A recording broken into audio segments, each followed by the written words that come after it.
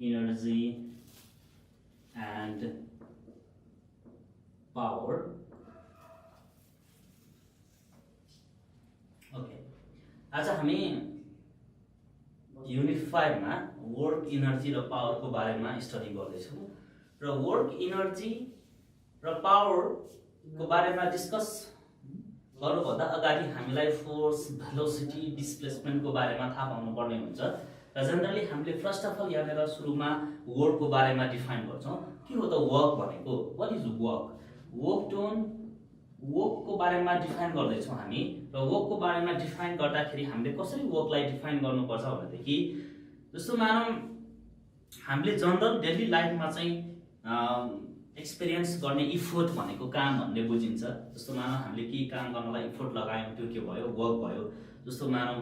अरू कुराहरू भनेको चाहिँ जस्तो मानौँ के भयो भन्दाखेरि हामीले इनर्जी स्पेन्ड गऱ्यौँ, जस्तो केही गर्नलाई इनर्जी स्पेन्ड गऱ्यौँ, जस्तो त्यसलाई काम भन्ने बुझिन्छ। तर हामीले फिजिकल्ली इन्टरप्रिटेसन गर्दाखेरि वर्क डन भनेको के हो भन्दाखेरि जहिले पनि यदि हामीले कुनै पनि बडीमा फोर्स लगाएर चाहिँ त्यसलाई सर्टेन डिस्टेन्स डिस्प्लेस गऱ्यौँ every डिरेक्सनमा, but except only the direction which is perpendicular to the displacement। जस्तो मानौँ हामीले चाहिँ कुनै पनि बडीमा फोर्स लगायौँ र त्यो बडीमा फोर्स लगाइसके पछाडि त्यो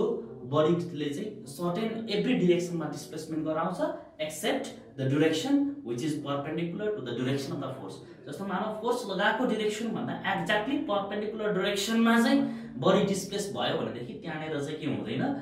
हामीले के भन्न सक्दैनौँ, त्यहाँनिर काम भयो भन्न सक्दैनौँ। र जस्तो मानौँ हामीले कुनै पनि फोर्स लगायौँ र फोर्स लगाइसके पछाडि बडी सर्टेन डिस्टेन्स डिस्प्लेस हुन्छ भनेदेखि हामीले के भन्न सक्छौँ भनेदेखि there is a work done by the force. र त्यहाँनिर चाहिँ हामीले लगाएको फोर्सले के भइरहेको छ, काम भइरहेको छ भन्न सक्छौँ। र जस्तो मानौँ अब हामीले एउटा सुटकेसलाई चाहिँ जस्तो मानौँ एउटा रोडमा चाहिँ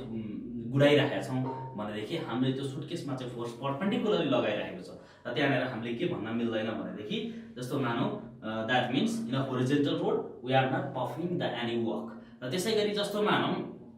एउटा जस्तो मानौँ के भइरहेका छ, जस्तो मानौँ एउटा लेबरले चाहिँ त्यो मानौँ टाउकोमा ढुङ्गा बोकिरहेको छ भन्दाखेरि त्यसले चाहिँ फोर्स लगाएको छ परपेन्डिकुलर डिरेक्सनमा, त्यहाँनिर कुनै पनि डिस्प्लेसमेन्ट छैन भनेदेखि त्यति बेला हामीले चाहिँ यहाँनिर वर्क डन चाहिँ के भन्न सक्छौँ, work done by this labour is equal to the 0 भन्न सक्छौँ। र त्यही भएर चाहिँ वर्क डन भनेको के हो भन्दाखेरि जहिले पनि एउटा सर्टेन हामीले कुनै पनि बडीमा फोर्स लगायौँ भनेदेखि त्यो फोर्सको कारणले गर्दाखेरि कुनै पनि बडीको चाहिँ डिस्प्लेसमेन्ट हुन्छ र डिस्प्लेसमेन्ट हुन्छ except the direction perpendicular to the direction of the force. भनेको एक्ज्याक्टली फोर्स लगाएको भन्दा परपेन्डिकुलर डिरेक्सनमा चाहिँ बडीको डिस्प्लेसमेन्ट भयो भनेदेखि हामीले के भन्दैनौँ, त्यहाँनिर चाहिँ काम गरिएको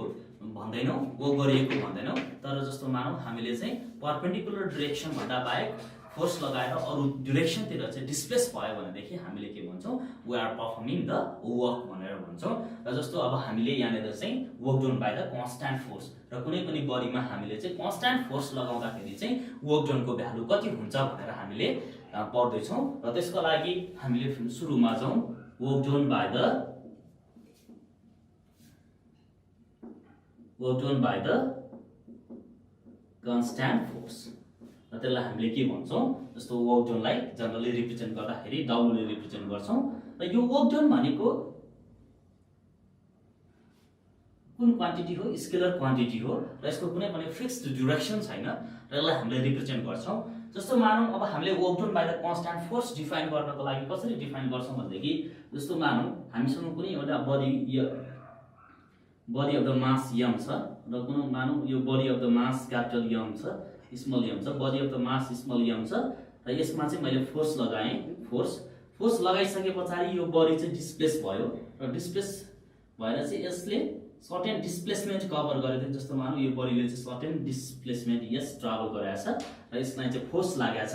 भनेदेखि यति बेला हामीले के लेख्छौँ भनेदेखि the work done is equal to that the product of the force into कति हुन्छ, डिस्टेन्स हुन्छ। हामीले के भन्छौँ देयरफोर र यो एउटा यस्तो कन्स्ट्यान्ट फोर्स एउटा बडीमा लगाएको छ र त्यो कन्स्ट्यान्ट फोर्स बडीमा लागिसके पछाडि यो बडीले चाहिँ डिस्प्लेसमेन्ट ट्राभल गरेको छ भनेदेखि त्यति बेला हामीले के भन्छौँ, that work done by the force is equal to the that W is equal to the कति हुन्छ, F इन्टु कति हुन्छ, S हुन्छ। र र जस्तो मानौ अब हामीले चाहिँ जस्तो मानौ हामीले चाहिँ कसरी फोर्स लगायौं भन्दा अलोङ द डिस्प्लेसमेन्ट यसरी फोर्स लगायौं ताकि फोर्स लगाएकै डाइरेक्सनमा चाहिँ बडीको डिस्प्लेस भएको छ, फोर्स लगाएकै डाइरेक्सनमा चाहिँ बडीको डिस्प्लेस भएको छ भनेदेखि हामीले चाहिँ F * S लेख्छौं। किनभनेदेखि हामीलाई के थाहा छ भनेदेखि जस्तो सपोज मानौ जस्तो F * S भनेको त dot product of the F * S हो। किनभनेदेखि यो work done is always the scalar quantity and scalar quantity is defined as the Fs cos कति हुन्छ थीटा हुन्छ र यहाँनेर थीटाको भ्यालु कति हुन्छ 0 डिग्री भयो किनकि we have applied the force in the direction of the displacement. जुन डाइरेक्सन जस्तो हामीले लगाएको फोर्सले चाहिँ बडीको डिस्प्लेसमेन्ट त्यही डाइरेक्सनमा भएको छ भनेदेखि हामीले के भन्छौं दैट इज यदि बेला थीटा = 0 भयो भनेदेखि वर्क डन भनेको मात्र के हुन्छ F * कति हुन्छ S हुन्छ। र जस्तो मानौ अब हामीले कुनै पनि बडीमा यो body of the mass certain body of the mass छ, यो certain body of the mass छ र यो सर्टेन बडी अफ द मासमा चाहिँ हामीले फोर्स लगायौं र फोर्स लगाउँदाखेरि चाहिँ सर्टेन एंगलमा चाहिँ सर्टेन एंगलबाट चाहिँ फोर्स लगायौं र जस्तो मानौ एक्ज्याक्टली हामीले त्यही डाइरेक्सनमा जुन डाइरेक्सनमा बडीलाई डिस्प्लेस गर्नुपर्ने छ र त्यो डाइरेक्सनमा हामीले के गरेनौं फोर्स लगाएनौं र फोर्स नलगाइसकेपछि अब हामीले चाहिँ के गर्यौं भनेदेखि जस्तो मानौ एक्ज्याक्टली यो बडीमा चाहिँ जस्तो मानौ यो सेन्टरबाट सर्टेन एंगल बनाएर चाहिँ हामीले फोर्स लगायौं भनेदेखि त्यति बेला चाहिँ वर्क डन भनेको के हुन्छ त भनेदेखि दैट फोर्स भनेको कति हुन्छ F cos थीटा हुन्छ। यो कम्पोनेन्ट भनेको चाहिँ जुन डाइरेक्सनमा रिजोल्युसन अफ द भेक्टर अनुसार यो एंगल भनेको थीटा छ र एंगल थीटा भइसकेपछि यो अलोङ द डिस्प्लेसमेन्टमा लागेको फोर्स भनेको कति छ F cos थीटा छ र डिस्प्लेसमेन्ट बडी डिस्प्लेसमेन्ट भइसक्यो यहाँबाट जस्तो मानौ फोर्स F लगाइरहेको छौं यो भनेको कति हुन्छ F cos थीटा हुन्छ र अब यो बडीले चाहिँ डिस्प्लेस भएर चाहिँ यस डिस्प्लेसमेन्ट ट्राभल गरिसकेपछि चाहिँ के हुन्छ भनेदेखि जब यो बडीले यस डिस्टेन्स ट्राभल गर्यो र यस डिस्टेन्स ट्राभल गरेपछि यति बेला चाहिँ वर्क भनेको कति हुन्छ F cos थीटा * कति हुन्छ S हुन्छ र W = हामीले यसलाई पनि के लेख्न सक्छौं Fs cos थीटा लेख्न सक्छौं र Fs cos थीटा भनेको के हो again it is the dot product of the F and S किनकि फोर्स भनेको पनि भेक्टर क्वान्टिटी हो र डिस्प्लेसमेन्ट भनेको पनि के हो भेक्टर क्वान्टिटी हो। देयरफोर W = के हुन्छ F * कति हुन्छ S एन्ड हामीले के भन्न सक्छौं भनेदेखि work is equal to the dot product of the force and the displacement. अब हामीले फेरि यहाँबाट वर्कलाई चाहिँ डिफाइन गर्दाखेरि F * S भयो। अब हामीले यहाँबाट डिफरेन्ट स्पेशल केसेसहरु अराइज हुन सक्छौं जस्तो मानौ यो डिस्प्लेसमेन्ट हो अब यो थीटा भनेको चाहिँ के भयो लगाएको फोर्स जस्तो मानौ कुनै पनि बडीलाई डिस्प्लेस गर्नलाई लगाएको फोर्स र के भयो यहाँनेर चाहिँ जस्तो डिस्प्लेसमेन्ट बिचको एंगल भयो र यदि हामीले यहाँनेर धेरै स्पेशल केसेसहरु आउन सक्छन् फर्स्ट अफ अल 1 नम्बर केसमा जस्तो मानौ त्यो डिस्प्लेसमेन्ट र फोर्स बिचको angle theta is less than 90 degree छ भनेदेखि के हुन्छ भनेदेखि जस्तो मानौ W = कति भयो Fs cos थीटा भयो जनरल फर्ममा। यो भनेको चाहिँ के भयो भन्दाखेरि जस्तो मानौ त्यही फोर्स लगाएकै डाइरेक्सनमा चाहिँ बडीको डिस्प्लेस भयो भनेदेखि के हुने भयो जस्तो मानौ थीटाको एंगल त यहाँनेर त 0 छ तर अब हामीले यहाँनेर के भन्छौं भनेदेखि जस्तो मानौ अब हामीले यहाँनेर चाहिँ थीटा चाहिँ के भयो लेस देन 90 डिग्री भयो। थीटा चाहिँ लेस देन 90 डिग्री भएको छ भनेदेखि यो cos थीटाको भ्यालु त जहिले पनि के हुन्छ पोजिटिभ हुन्छ र यति बेला वर्क डन भनेको जहिले पनि के हुन्छ पोजिटिभ हुन्छ र वर्क डन पोजिटिभ कस्तो केसमा हुन्छ भनेदेखि हामीले एउटा सर्टेन एक्जाम्पल दिन सक्छौं जस्तो मानौ कुनै पनि बडी चाहिँ फ्रीली फल भइरहेको छ र सर्टेन हाइट माथिबाट तल फल खसिरहेको छ भनेदेखि त्यति बेला चाहिँ work is done by the gravity र त्यति बेला चाहिँ work done by the gravity always equal to के हुन्छ पोजिटिभ हुन्छ। र अब जस्तो मानौ यदि के हुन्छ भनेदेखि जस्तो मानौ अब सेकेन्ड नम्बरको केस आउन सक्छ र यो सेकेन्ड नम्बरको केसमा चाहिँ के हुन सक्छ भनेदेखि अब जस्तो मानौ यो थीटाको भ्यालु चाहिँ 90 डिग्री भयो। थीटाको भ्यालु 90 डिग्री भयो भनेदेखि के हुन्छ भनेदेखि जस्तो मानौ यो बडीको डिस्प्लेसमेन्ट यसरी जानु पर्ने छ अनि त्यसपछि फोर्स चाहिँ हामीले परपेन्डिकुलरली लगाएको छौं बडीमा भनेदेखि यति बेला थीटा = 90 डिग्री भयो भनेदेखि W = कति हुन्छ Fs cos थीटा हुन्छ र F अनि S cos कति हुन्छ थीटा भनेको कति हुन्छ 90 डिग्री हुन्छ र त्यति बेला चाहिँ वर्क डनको भ्यालु कति हुन्छ 0 हुन्छ। That W = 0 represent the there is the no work done by the body. यति बेला चाहिँ लगाएको फोर्सले कुनै काम गरेको देखिदैन। जस्तो यस्तो फर एक्जाम्पल ला हामीले एक्जाम्पलको रूपमा कसरी लिन सक्छौं भनेदेखि जस्तो मानौ कुनै पनि सुटकेसलाई चाहिँ हामीले चाहिँ जस्तो होरिजोन्टल रोडमा चाहिँ होरिजोन्टली घुमाएको छौं भनेदेखि हामीले त्यति बेला चाहिँ त्यो फोर्स लगाएको छ भने त्यति बेला कुनै काम गरेको मानिँदैन, किनकि त्यति बेला चाहिँ बडीको डिस्प्लेसमेन्ट होरिजेन्टल डिरेक्सनमा भएको छ र हामीले जस्तो मानौँ समात्दाखेरि त फोर्स त के भएको छ परपेन्डिकुलरली लागेको छ भनेदेखि त्यति बेला हामीलाई सजिलो पनि हुन्छ भन्नुको मिनिङ के हो भन्दाखेरि हामीले अलिकति त वर्क त गरेको हुन्छ, but in that case the work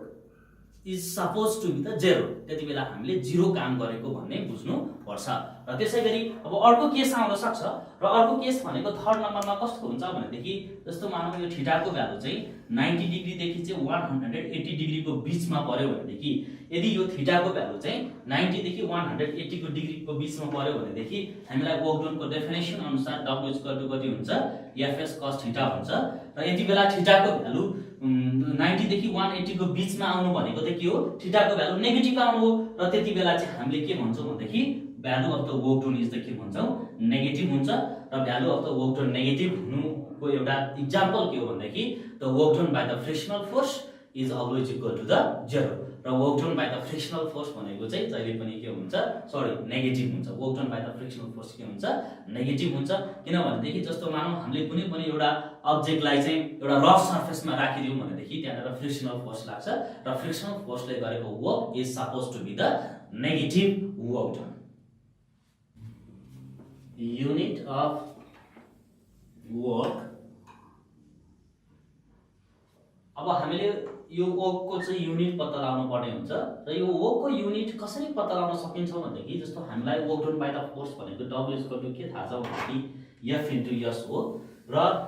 जस्तो मानौँ अब हामीले जहिले पनि के गर्छौँ भनेदेखि जस्तो यो युनिट अफ द वर्क पत्ता लगाउनको लागि पहिला हामीले युनिट अफ द फोर्स पत्ता लगाउनु पर्ने हुन्छ, र यस भनेको युनिट अफ द डिस्प्लेसमेन्ट पत्ता लगाउनु पर्ने हुन्छ। र फोर्सलाई हामीले जहिले पनि मेजर गर्दाखेरि चाहिँ न्युटनमा मेजर गरिन्छ, र यसलाई हामीले मेजर गर्दाखेरि चाहिँ मिटरमा मेजर गरिन्छ, देयरफोर W चाहिँ न्युटन मिटर हुन्छ भनेदेखि यसको समष्टिगत युनिट भनेको चाहिँ हामीले के भन्न सक्छौँ भनेदेखि as a whole the unit of the work is joule हुन्छ, र जुलमा मेजर गरिन्छ इन SI सिस्टम। जुल र क्यापिटल J ले रिप्रेजेन्ट गरिन्छ, यसलाई मेजर गर्ने सिस्टम भनेको चाहिँ के हो SI सिस्टममा हामीले यो वर्कलाई चाहिँ मेजर गर्दाखेरि जुलमा मेजर गर्छौँ। र अब हामीले यदि CGS सिस्टममा मेजर गर्यौँ भनेदेखि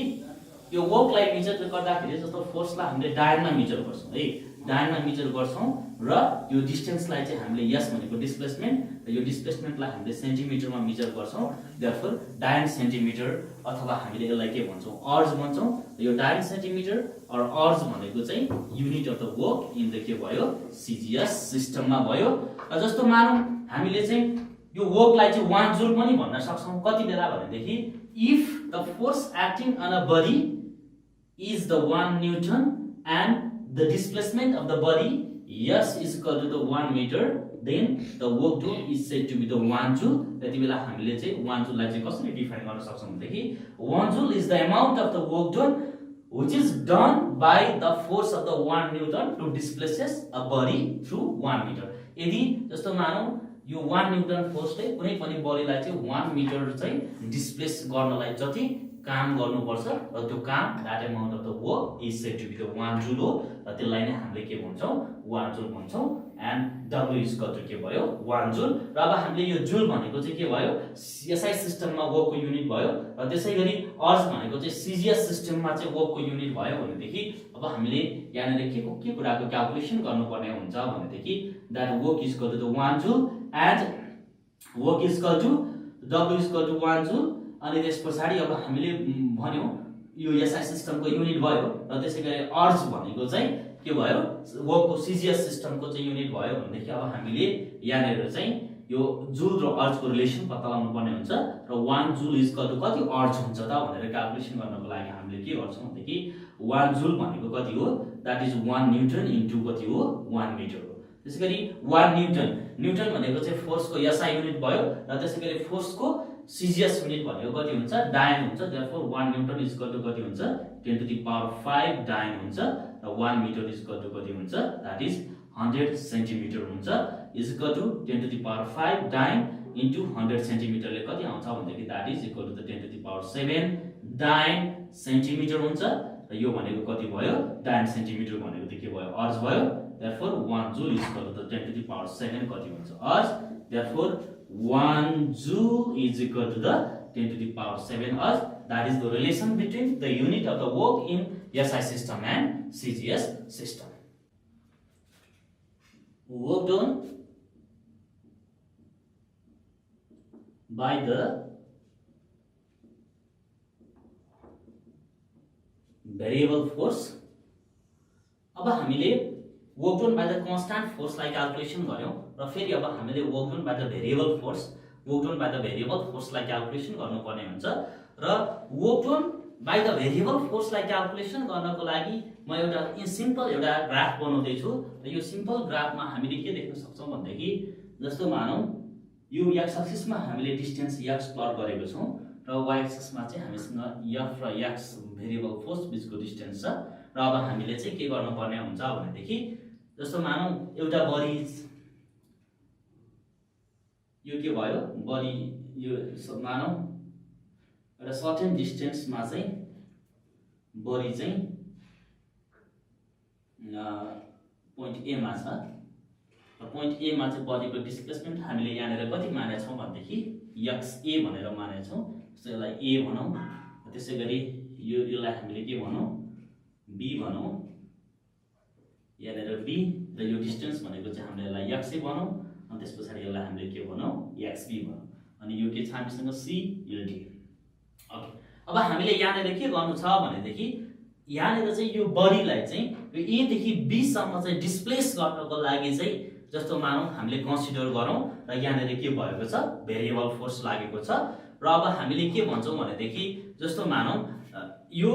बडीलाई चाहिँ a देखि b सम्मको डिस्प्लेस गर्नु छ भनेदेखि जस्तो मानौं अब हामीले यहाँनेर चाहिँ भेरिएबल फोर्स एक्ट गरेको छ र भेरिएबल फोर्स एक्ट गर्नको लागि जस्तो के भन्छौं भनेदेखि जस्तो मानौं हामीले चाहिँ जस्तो मानौं यो a देखि b को बीचमा चाहिँ डिस्प्लेसमेन्ट छ र डिस्प्लेसमेन्ट छ भनेदेखि हामीले यो बडीलाई चाहिँ यो पोइन्ट xa देखि xb सम्म चाहिँ डिस्प्लेस गरेर पुर्याउनु पर्ने हुन्छ र त्यही कन्डिसनमा अब हामीले के गर्छौं भनेदेखि जस्तो मानौं यो a देखि b मा पुर्याउनु छ भनेदेखि अब हामीले के गर्छौं यो a देखि b मा चाहिँ एकदम स्मल डिस्प्लेसमेन्टहरुलाई हामीले के गर्छौं कन्सिडर गर्छौं एकदम इन्फाइनाइट स्मल डिस्प्लेसमेन्टहरुलाई चाहिँ कन्सिडर गर्छौं। जस्तो मानौं यो मानौं बडी a लाई चाहिँ अब भेरिएबल फोर्स लगाएर चाहिँ डिस्प्लेस गरेर चाहिँ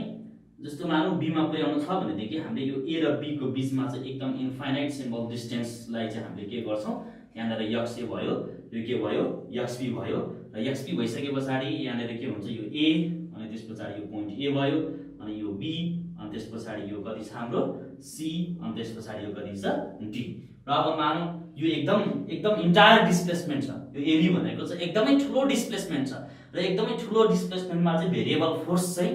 एक्ट गरेको छ भनेर हामीले सपोज गर्छौं र अब हामीले के गर्छौं भनेदेखि जस्तो मानौं यो इन्टायर डिस्प्लेसमेन्ट एकदम बिग डिस्प्लेसमेन्टलाई चाहिँ हामीले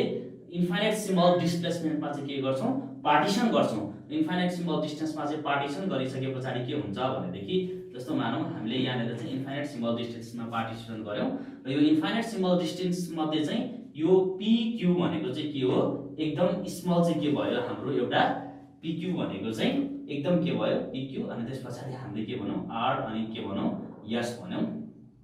pq r s भनौं। यो pq rs मा चाहिँ के छ भनेदेखि pq भनेको चाहिँ त्यो large number of the distance मध्ये डिस्प्लेसमेन्ट मध्ये चाहिँ यो pq भनेको चाहिँ के भयो हाम्रो एकदम स्मल के भयो डिस्प्लेसमेन्ट भयो र एकदम स्मल डिस्प्लेसमेन्ट छ भनेदेखि जस्तो मानौं इन्फाइनाइट सिम्बल डिस्प्लेसमेन्ट भयो र अब मानौं यो इन्फाइनाइट सिम्बल डिस्प्लेसमेन्ट मा लागेको फोर्स चाहिँ के हुन्छ दैट इज जस्तो मानौं फोर्स चाहिँ के छ म्याग्निट्युड चाहिँ कन्स्ट्यान्ट छ भनेर मानौं र अब हामीले के भन्छौं भनेदेखि जस्तो मानौं अब हामीले चाहिँ यो बडी जस्तो मानौं सपोज हामीले के भन्छौं भने सुरुमा चाहिँ एउटा बडी चाहिँ p मा छ र p मा भएको बडीलाई चाहिँ हामीले चाहिँ एकदम इन्फाइनाइट स्मल डिस्टेन्स चाहिँ डिस्प्लेस गरेर चाहिँ q मा पुर्याउनु छ एकदम इन्फाइनाइट स्मल डिस्टेन्स चाहिँ डिस्प्लेस गरेर q मा पुर्याउनु छ भनेदेखि हामीले यो एकदम इन्फाइनाइट स्मल डिस्टेन्समा लागेको फोर्सलाई चाहिँ के भन्छौं भनेदेखि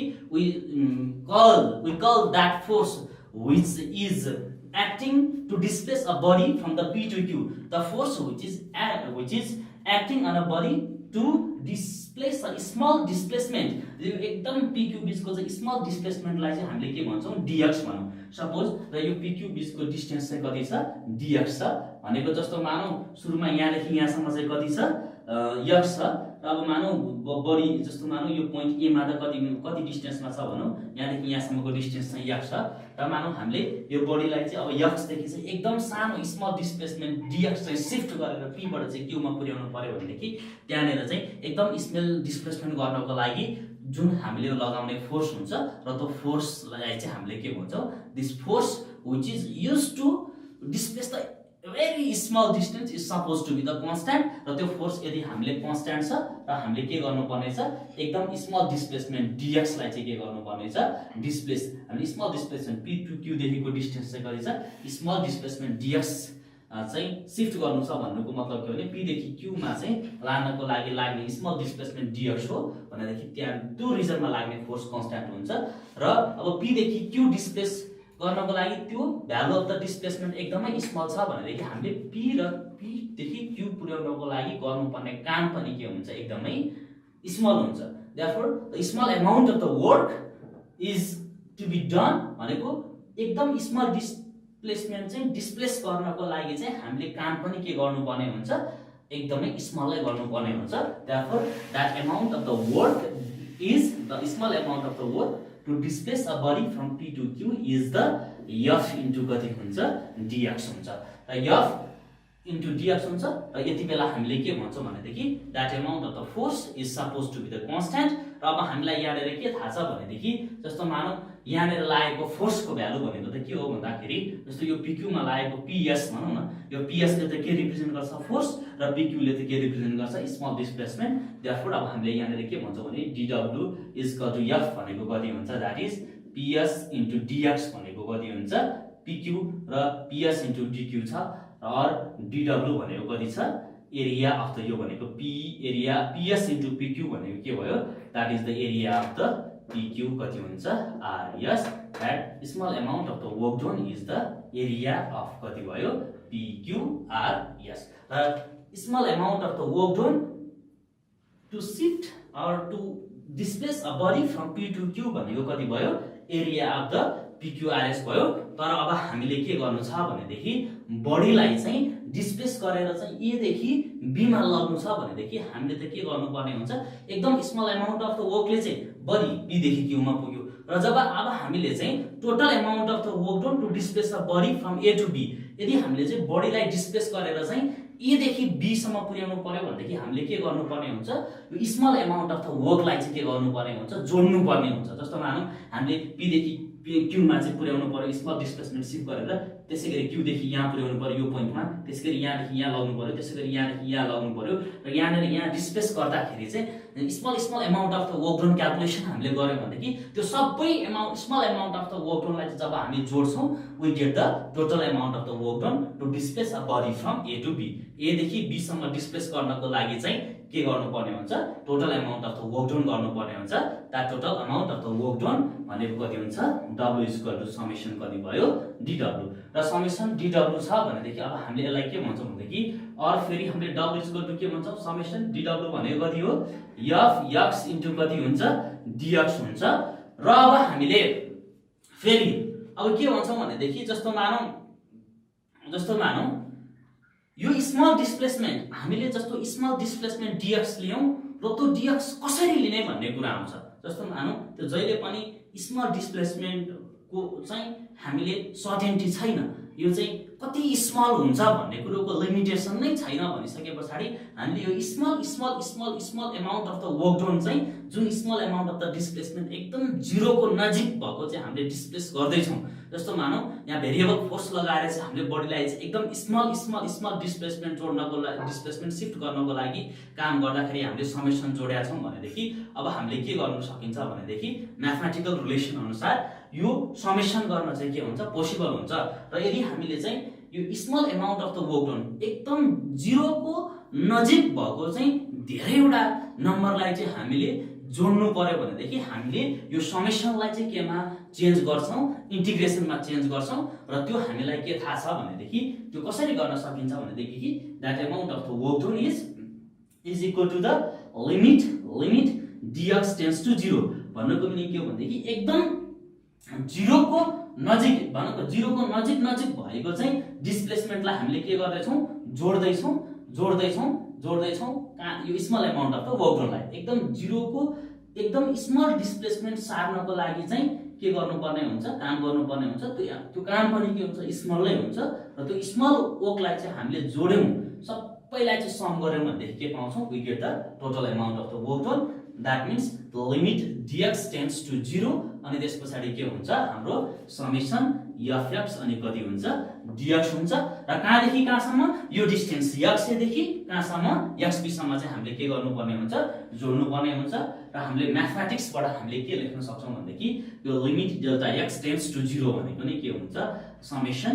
fx dx भनेको चाहिँ xa टु कति हुन्छ xb हुन्छ अनि त्यो भनेको कति भयो fx कति भयो dx भयो र त्यसैगरी w इक्वल टु कति हुन्छ xa टु xb अनि कति हुन्छ xa to xb fx dx भनेको कति भयो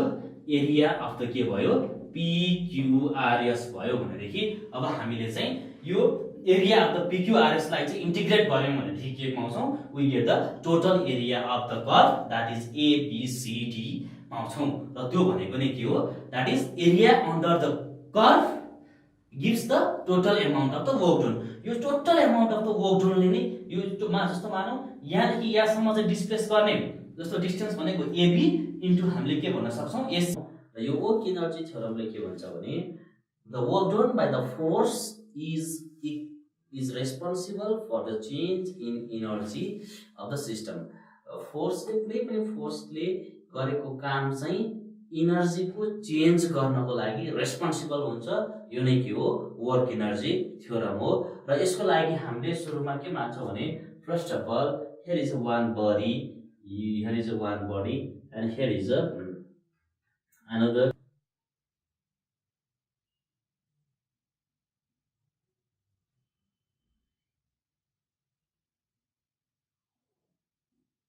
जब हामीले कुनै एउटा body of the mass m लाई मानौ यो body of the mass m लाई चाहिँ f भन्ने फोर्स अप्लाई गरेको लिनियर डिस्टेन्समा र यसको इनिशियल भेलोसिटी सुरुमा u डिस्टेन्स छ र इनिशियल भेलोसिटी u छ र अब हामीले फोर्स f लगाइसके पछाडी यसले s डिस्प्लेसमेन्ट कम्प्लिट गरेर चाहिँ मानौ यसको पोजिसन a छ र यसको पोजिसन b हो र हामीले सुरुमा फोर्स लगायौं फोर्स m मास m मा चाहिँ फोर्स लगाइसके पछाडी इनिशियल भेलोसिटीले कुदिरहेको यो बडी u चाहिँ s डिस्प्लेसमेन्ट ट्राभल गरिसके पछाडी चाहिँ b पोजिसनमा पुग्यो र त्यति बेला बडीले फाइनल भेलोसिटीले b एटिम गर्यो र यति बेला फोर्सले गरेको काम that work done is equal to के हुन्छ भने हामीलाई थाहा छ work done w is equal to f into s the work done by the force is equal to the force into the displacement along the displacement of the body यो भनेको force into displacement is defined as the work done or w is equal to f भनेको m हुन्छ a and s this is called as the equation 1 also we have to prove that the work done by the force is equal to the change in energy of the system that we are going to prove this कुनै पनि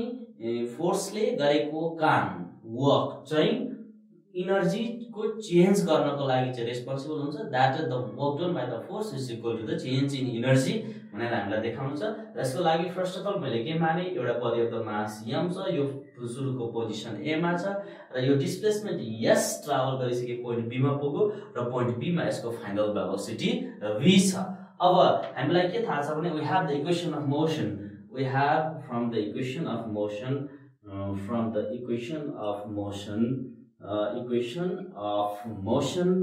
we have v square is equal to u square plus 2as where v is the final velocity, u is the initial velocity, a is the acceleration and this s is the displacement of the body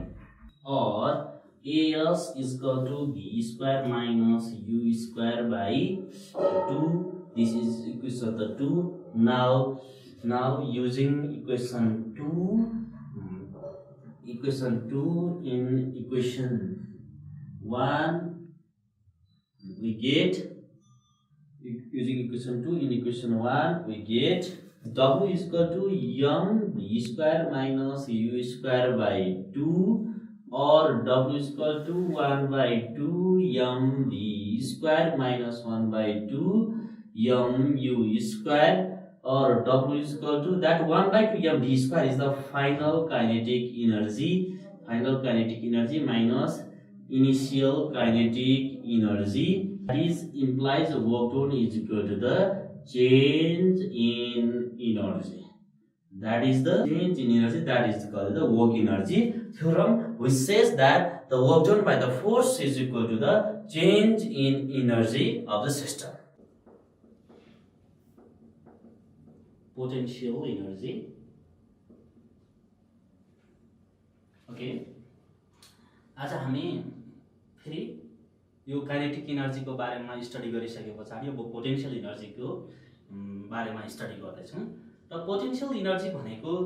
के हो भनेदेखि the energy possessed on a body due to its position or configuration. जस्तो मानौँ कुनै पनि बडीको position र कन्फिगुरेसनको कारणले गर्दाखेरि कुनै पनि बडीमा एनर्जी पोसेस्ड हुन्छ भनेदेखि हामीले त्यो एनर्जीलाई पोटेन्शियल एनर्जी भन्छौँ। जस्तो फर इक्जाम्पल, जस्तो मानौँ हामीले एउटा रबरलाई चाहिँ स्ट्रेच्ड गर्यौँ, तन्कायौँ भनेदेखि त्यो स्ट्रेच्ड गरेको चाहिँ रबरमा पनि एनर्जी स्टोर भएर बसेको हुन्छ र त्यसलाई हामीले जनरली इलास्टिक पोटेन्शियल एनर्जी भन्छौँ। जस्तो मानौँ हामीले कुनै पनि एउटा बडीलाई चाहिँ अर्थबाट सर्टेन हाइट माथि लग्यौँ भनेदेखि पनि के हुन्छ, त्यो माथि लगेको बडीलाई चाहिँ हामीले तलतिर छोड्दियौँ भनेदेखि त्यो बडीले चाहिँ एनर्जी पोसेस्ड गरेको हुन्छ र त्यसलाई हामीले ग्राभिटेसनल पोटेन्शियल एनर्जी भन्छौँ। र अरू जस्तो सपोज मानौँ ग्यास कम्प्रेस्ड भएको छ, भनेदेखि त्यो कम्प्रेस्ड गरेको ग्यासमा पनि के हुन्छ, एनर्जी स्टोर हुन्छ। र जस्तो मानौँ त्यसै गरी हामीले एउटा स्प्रिङ छ, स्प्रिङलाई चाहिँ एकदमै स्ट्रेच्ड गर्यौँ भन्दाखेरि त्यो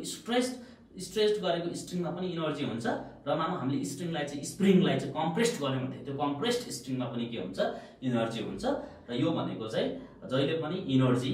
is stored in the form of the, जस्तो मानौँ स्प्रिङमा भएको एनर्जी चाहिँ इलास्टिक नेचरको भनौँ न, जस्तो मानौँ स्प्रिङ त इलास्टिक नेचरको र इलास्टिक नेचर को बडीले पोसेस गरेको एनर्जी भनेको इलास्टिक पोटेन्शियल एनर्जी हो। जस्तो मानौँ कुनै पनि बडीलाई चाहिँ अर्थको ग्राभिटीबाट सर्टेन हाइट माथि लाग्दाखेरि चाहिँ पोसेस गरेको पोटेन्शियल एनर्जी भनेको ग्राभिटेसनल पोटेन्शियल एनर्जी हो। र अब हामीले चाहिँ एनर्जीलाई के भनेर डिफाइन गर्नु पर्यो भनेदेखि potential energy possessed by the body is equal to that means this potential energy possessed by the body is due to the position or configuration of the body. र अब हामीले the energy which is due to position or configuration, energy that is potential energy भनौँ, potential energy is due to the position or configuration. The potential energy is due to the position or configuration. र फर्स्टमा एक नम्बरमा हामीले के गरौँ भन्दाखेरि gravitational potential एनर्जीलाई हामीले के गरौँ, डिफाइन गरौँ। र ग्राभिटेसनल पोटेन्शियल एनर्जीलाई डिफाइन गर्दाखेरि कसरी डिफाइन गर्न सकिन्छ भनेदेखि जस्तो फर इक्जाम्पल, जस्तो मानौँ यहाँनिर हामीले चाहिँ के भन्न सकिन्छ भनेदेखि यो कुनै पनि बडीलाई चाहिँ, जस्तो मानौँ एउटा बडी अर्थको सर्फेस छ, यो सर्फेस अफ अर्थ भयो। अब सर्फेस अफ अर्थमा चाहिँ कुनै पनि एउटा बडी छ र त्यो अर्थमा भएको बडीको चाहिँ मास कति छ भनौँ, सपोज मास m छ। र यो body of the mass m लाई चाहिँ हामीले के गर्नु छ भनेदेखि जस्तो मानौँ सर्टेन हाइट h मा लगाउनु छ। यहाँ जिरो सर्फेसमा त हाइट कति हुन्छ, 0 उठाएर माथि h मा लगाउनु छ भनेदेखि यो h सम्म लग्नलाई चाहिने वर्क डन भनेको the amount of work done which is use to take a body against the gravity. किनकि अर्थको सर्फेसमा त के हुन्छ, त्यो अर्थको ग्राभिटेसनल पुलले यो बडीलाई तानिराखेको हुन्छ। तर अर्को बडीलाई चाहिँ तानिसके पछाडि हामीले यो ग्राभिटीको अगेन्स्टमा कुनै पनि बडीलाई चाहिँ सर्टेन हाइट माथि पुर्याउनु छ भनेदेखि त्यो सर्टेन हाइट माथि पुर्याउँदाखेरि चाहिँ बडीले पोसेस्ड गरेको एनर्जी भनेको नै के हुन्छ, ग्राभिटेसनल पोटेन्शियल इनर्जी हुन्छ। र ग्राभिटेसनल पोटेन्शियल इनर्जीलाई अब हामीले डिफाइन गर्दाखेरि कसरी डिफाइन गर्न सक्छौँ भनेदेखि जस्तो मानौँ यो body of the mass m छ र एक्सेलरेसन ड्यू टु ग्राभिटीको अगेन्स्टमा माथि लगेको छ भनेदेखि the potential energy on a body is equal to कति हुन्छ, द्याट इज mgh हुन्छ। र यसलाई हामीले अर्को सिम्पल वेले पनि डिफाइन, अर्को तरिकाले पनि हामीले प्रुभ गर्न सक्छौँ। कसरी भनेदेखि जस्तो मानौँ यो पोइन्ट P र पोइन्ट Q छ र यो पोइन्ट P र Q बीचको डिस्टेन्स एकदमै स्मल छ र एकदमै डिस्टेन्स छ भनेदेखि जस्तो मानौँ यो पोइन्ट P मा भएको मासलाई चाहिँ अब जस्तो सपोज हामीले माथि चाहिँ ग्राभिटीको अगेन्स्टमा चाहिँ के गर्नु छ भनेदेखि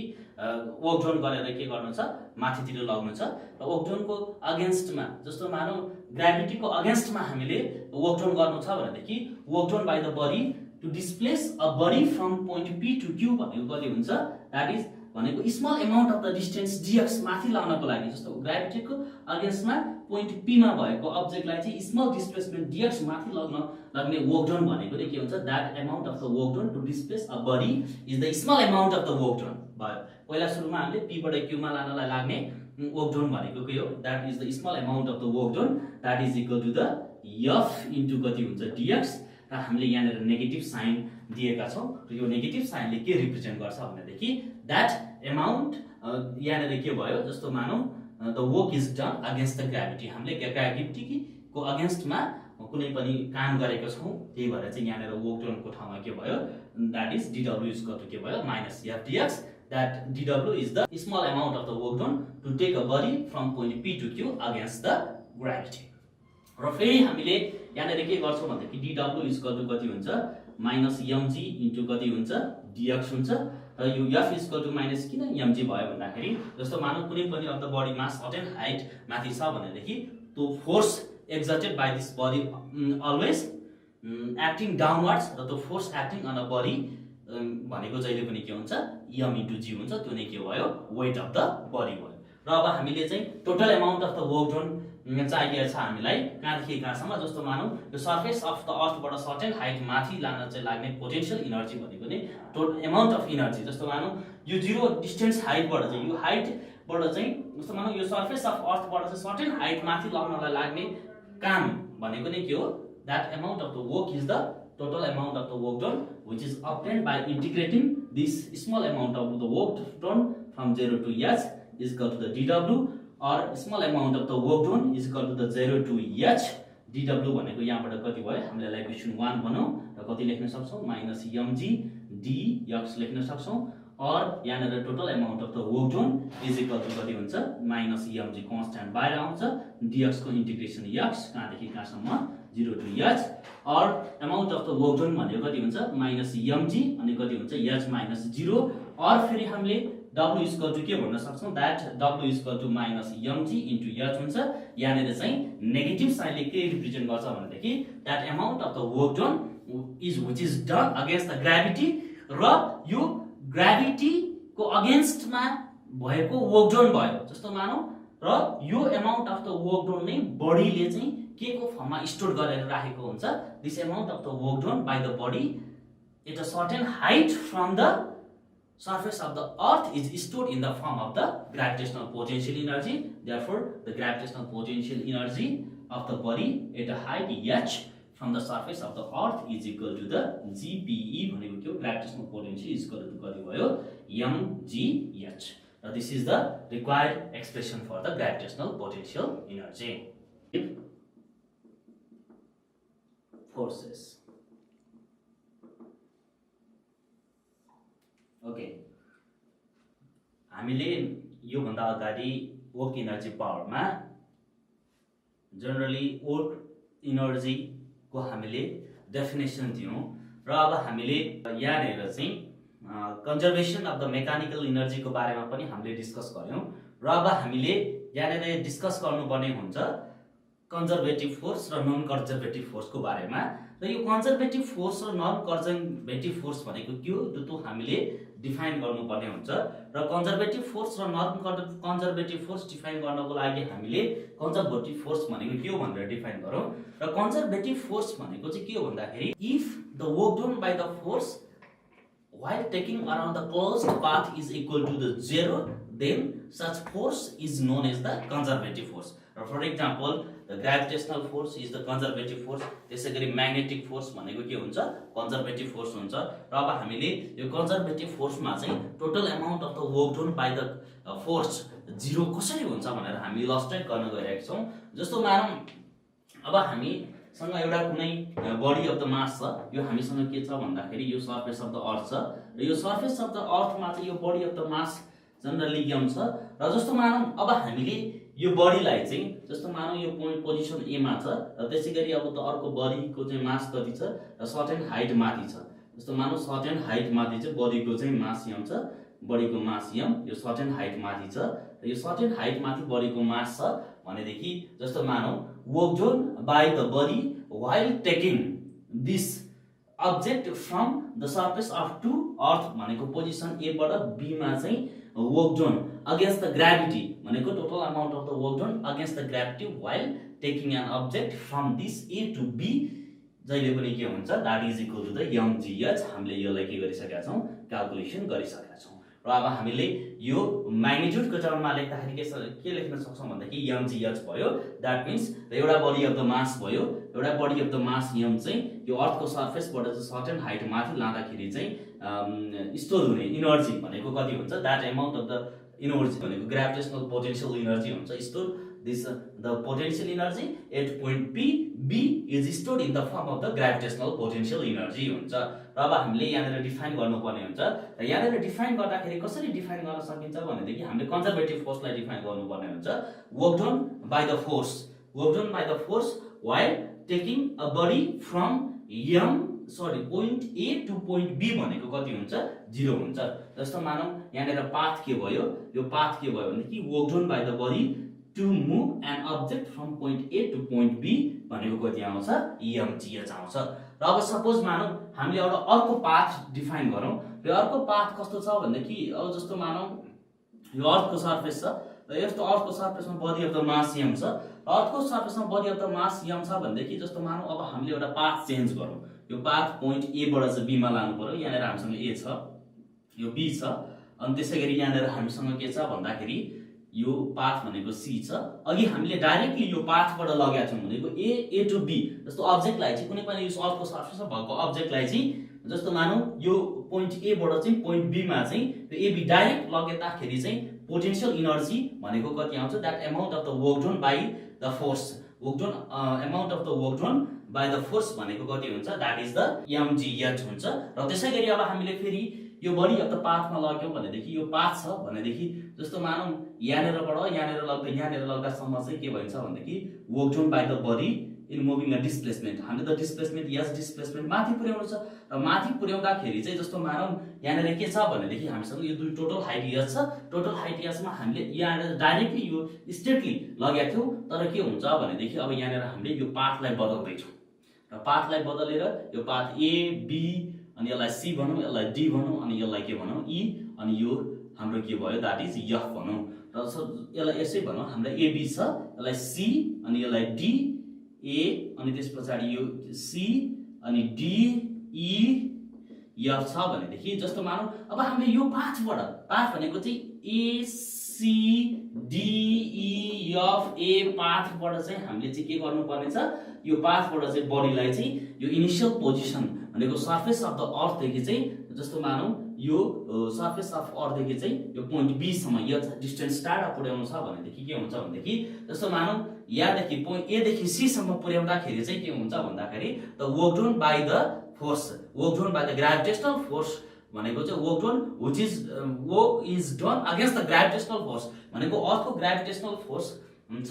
भनेपछि अर्थले त जहिले पनि बडीलाई चाहिँ के गरिरहेको हुन्छ तानिरहेको हुन्छ। The work done by the gravitational force while taking an object from a to c भनेको mgh नै हुन्छ। जस्तो मानौं यहाँनेर चाहिँ सर्टेन भ्यालु हुन्छ, तर के हुन्छ भनेदेखि जस्तो मानौं work done by the object while moving an object against the gravitational force भनेको यो सिडी पाथमा बडीलाई लग्दाखेरि चाहिँ के हुन्छ जस्तो मानौं फोर्स चाहिँ डाइरेक्टेड सेन्टरमा हुन्छ, यो जस्तो मानौं फोर्स चाहिँ डाइरेक्टेड सेन्टरमा हुन्छ तर डिस्प्लेसमेन्ट यो छ भनेको यहाँनेर के भयो फोर्स र डिस्प्लेसमेन्टको डाइरेक्सन के छ परपेन्डिकुलर छ, र जहिले पनि परपेन्डिकुलर डिस्टेन्समा चाहिँ बडीको डिस्प्लेस पाछ भनेदेखि यो सिडी पाथमा चाहिँ अब्जेक्टलाई चाहिँ लग्नको लागि चाहिने amount of the work done कति हुन्छ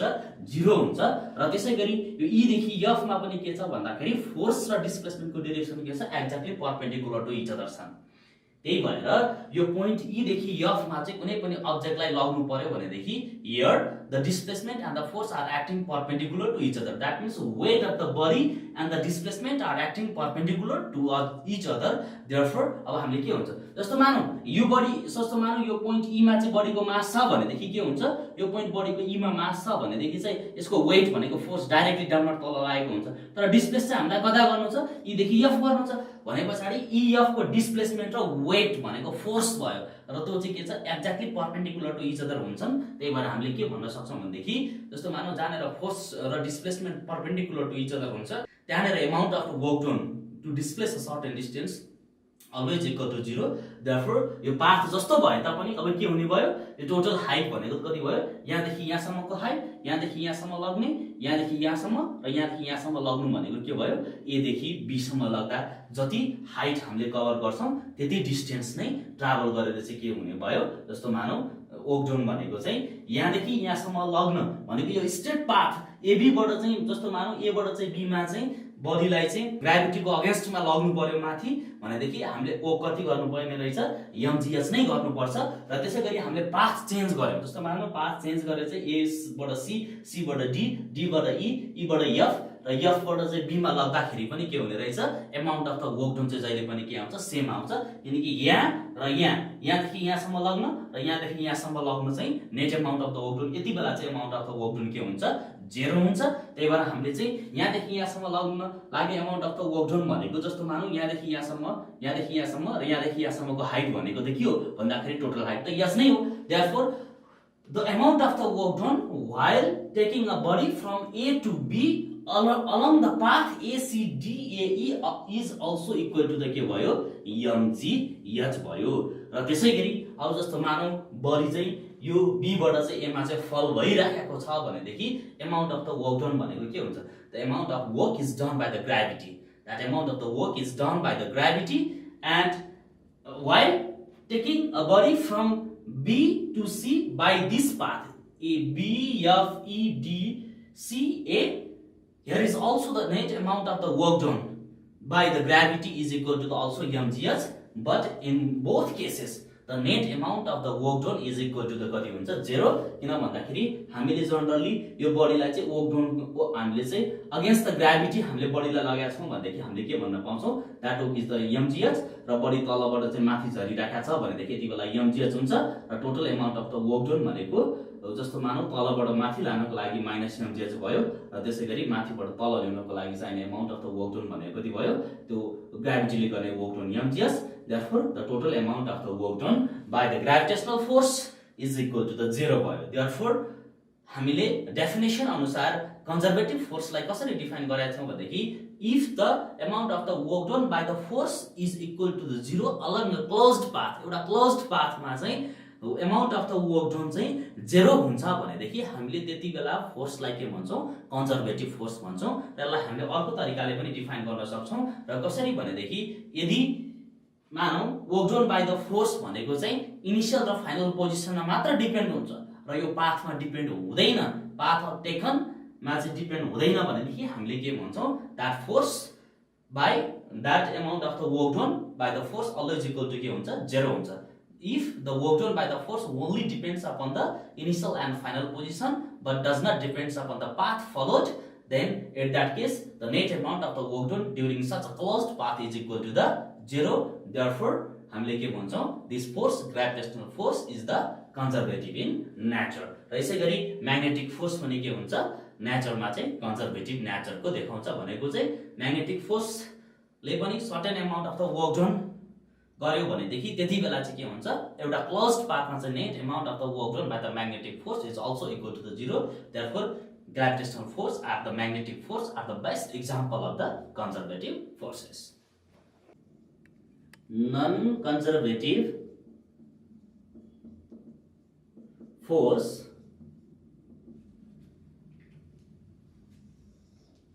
ओके। अब हामीले नन कन्जर्भेटिभ फोर्सलाई डिफाइन गर्दैछौं र हामीले यो भन्दा अगाडि कन्जर्भेटिभ फोर्सलाई डिफाइन गरिसक्यौ र कन्जर्भेटिभ फोर्स भनेको कस्तो फोर्स थियो भनेदेखि the work done by such force around a closed path is equal to the 0 हुन्थ्यो भनेदेखि हामीले त्यो फोर्सलाई के भनिन्थ्यो कन्जर्भेटिभ फोर्स भनिन्थ्यो। र अब नन कन्जर्भेटिभ फोर्सलाई डिफाइन गर्दैछौँ र नन कन्जर्भेटिभ फोर्सलाई कसरी डिफाइन गर्छौँ भनेदेखि if the work done by such force around a closed path is not equal to the 0 and at the time such force is said to be the non conservative force. र non conservative फोर्सलाई हामीले define गर्दाखेरि अब कसरी define गर्छौँ भनेदेखि जस्तो मानौँ अब हामीसँग चाहिँ जस्तो हामीले के भन्न सक्छौँ भनेदेखि नन कन्जर्भेटिभ फोर्सको एउटा बेस्ट इक्जाम्पल भनेको फ्रिक्सनल फोर्स हो। र फ्रिक्सनल फोर्स छ भनेदेखि फ्रिक्सनल फोर्स भनेको चाहिँ के हो this is the best example of the के भयो नन कन्जर्भेटिभ फोर्स भयो। र अब हामीले चाहिँ के गर्छौँ भनेदेखि जस्तो मानौँ एउटा ब्लक अफ द मास छ एउटा मानौँ यहाँनिर हामीसँग चाहिँ एउटा टेबल छ यो टेबलमा चाहिँ एउटा बडी अफ द मास कति राखेका छौँ भनेदेखि हामीले चाहिँ एउटा बडी अफ द मास यमलाई राखेका छौँ। एउटा बडी अफ द मास यमलाई राखिसके पछाडि हामीले चाहिँ यम यसको पोजिसन ए छ र यो बडीको चाहिँ मोसन चाहिँ कता भइरहेछ मोसनको डिरेक्सन चाहिँ यता छ र त्यसै गरी यो बडीलाई चाहिँ हामीले चाहिँ सारेर कता पुर्याउनु पर्ने हुन्छ भनेदेखि यहाँनिर पुर्याउनु पर्ने हुन्छ र यहाँनिर चाहिँ पोजिसन अफ द बडी कति छ जस्तो मानौँ हामीले यति बेला चाहिँ पोजिसन अफ द बडी यति बेला चाहिँ कति भन्छौँ भनेदेखि यो बडी चाहिँ बी छ र त्यसै गरी यो दुईटा बडी ए र बी बीचको लेन्थ चाहिँ कति छ यल छ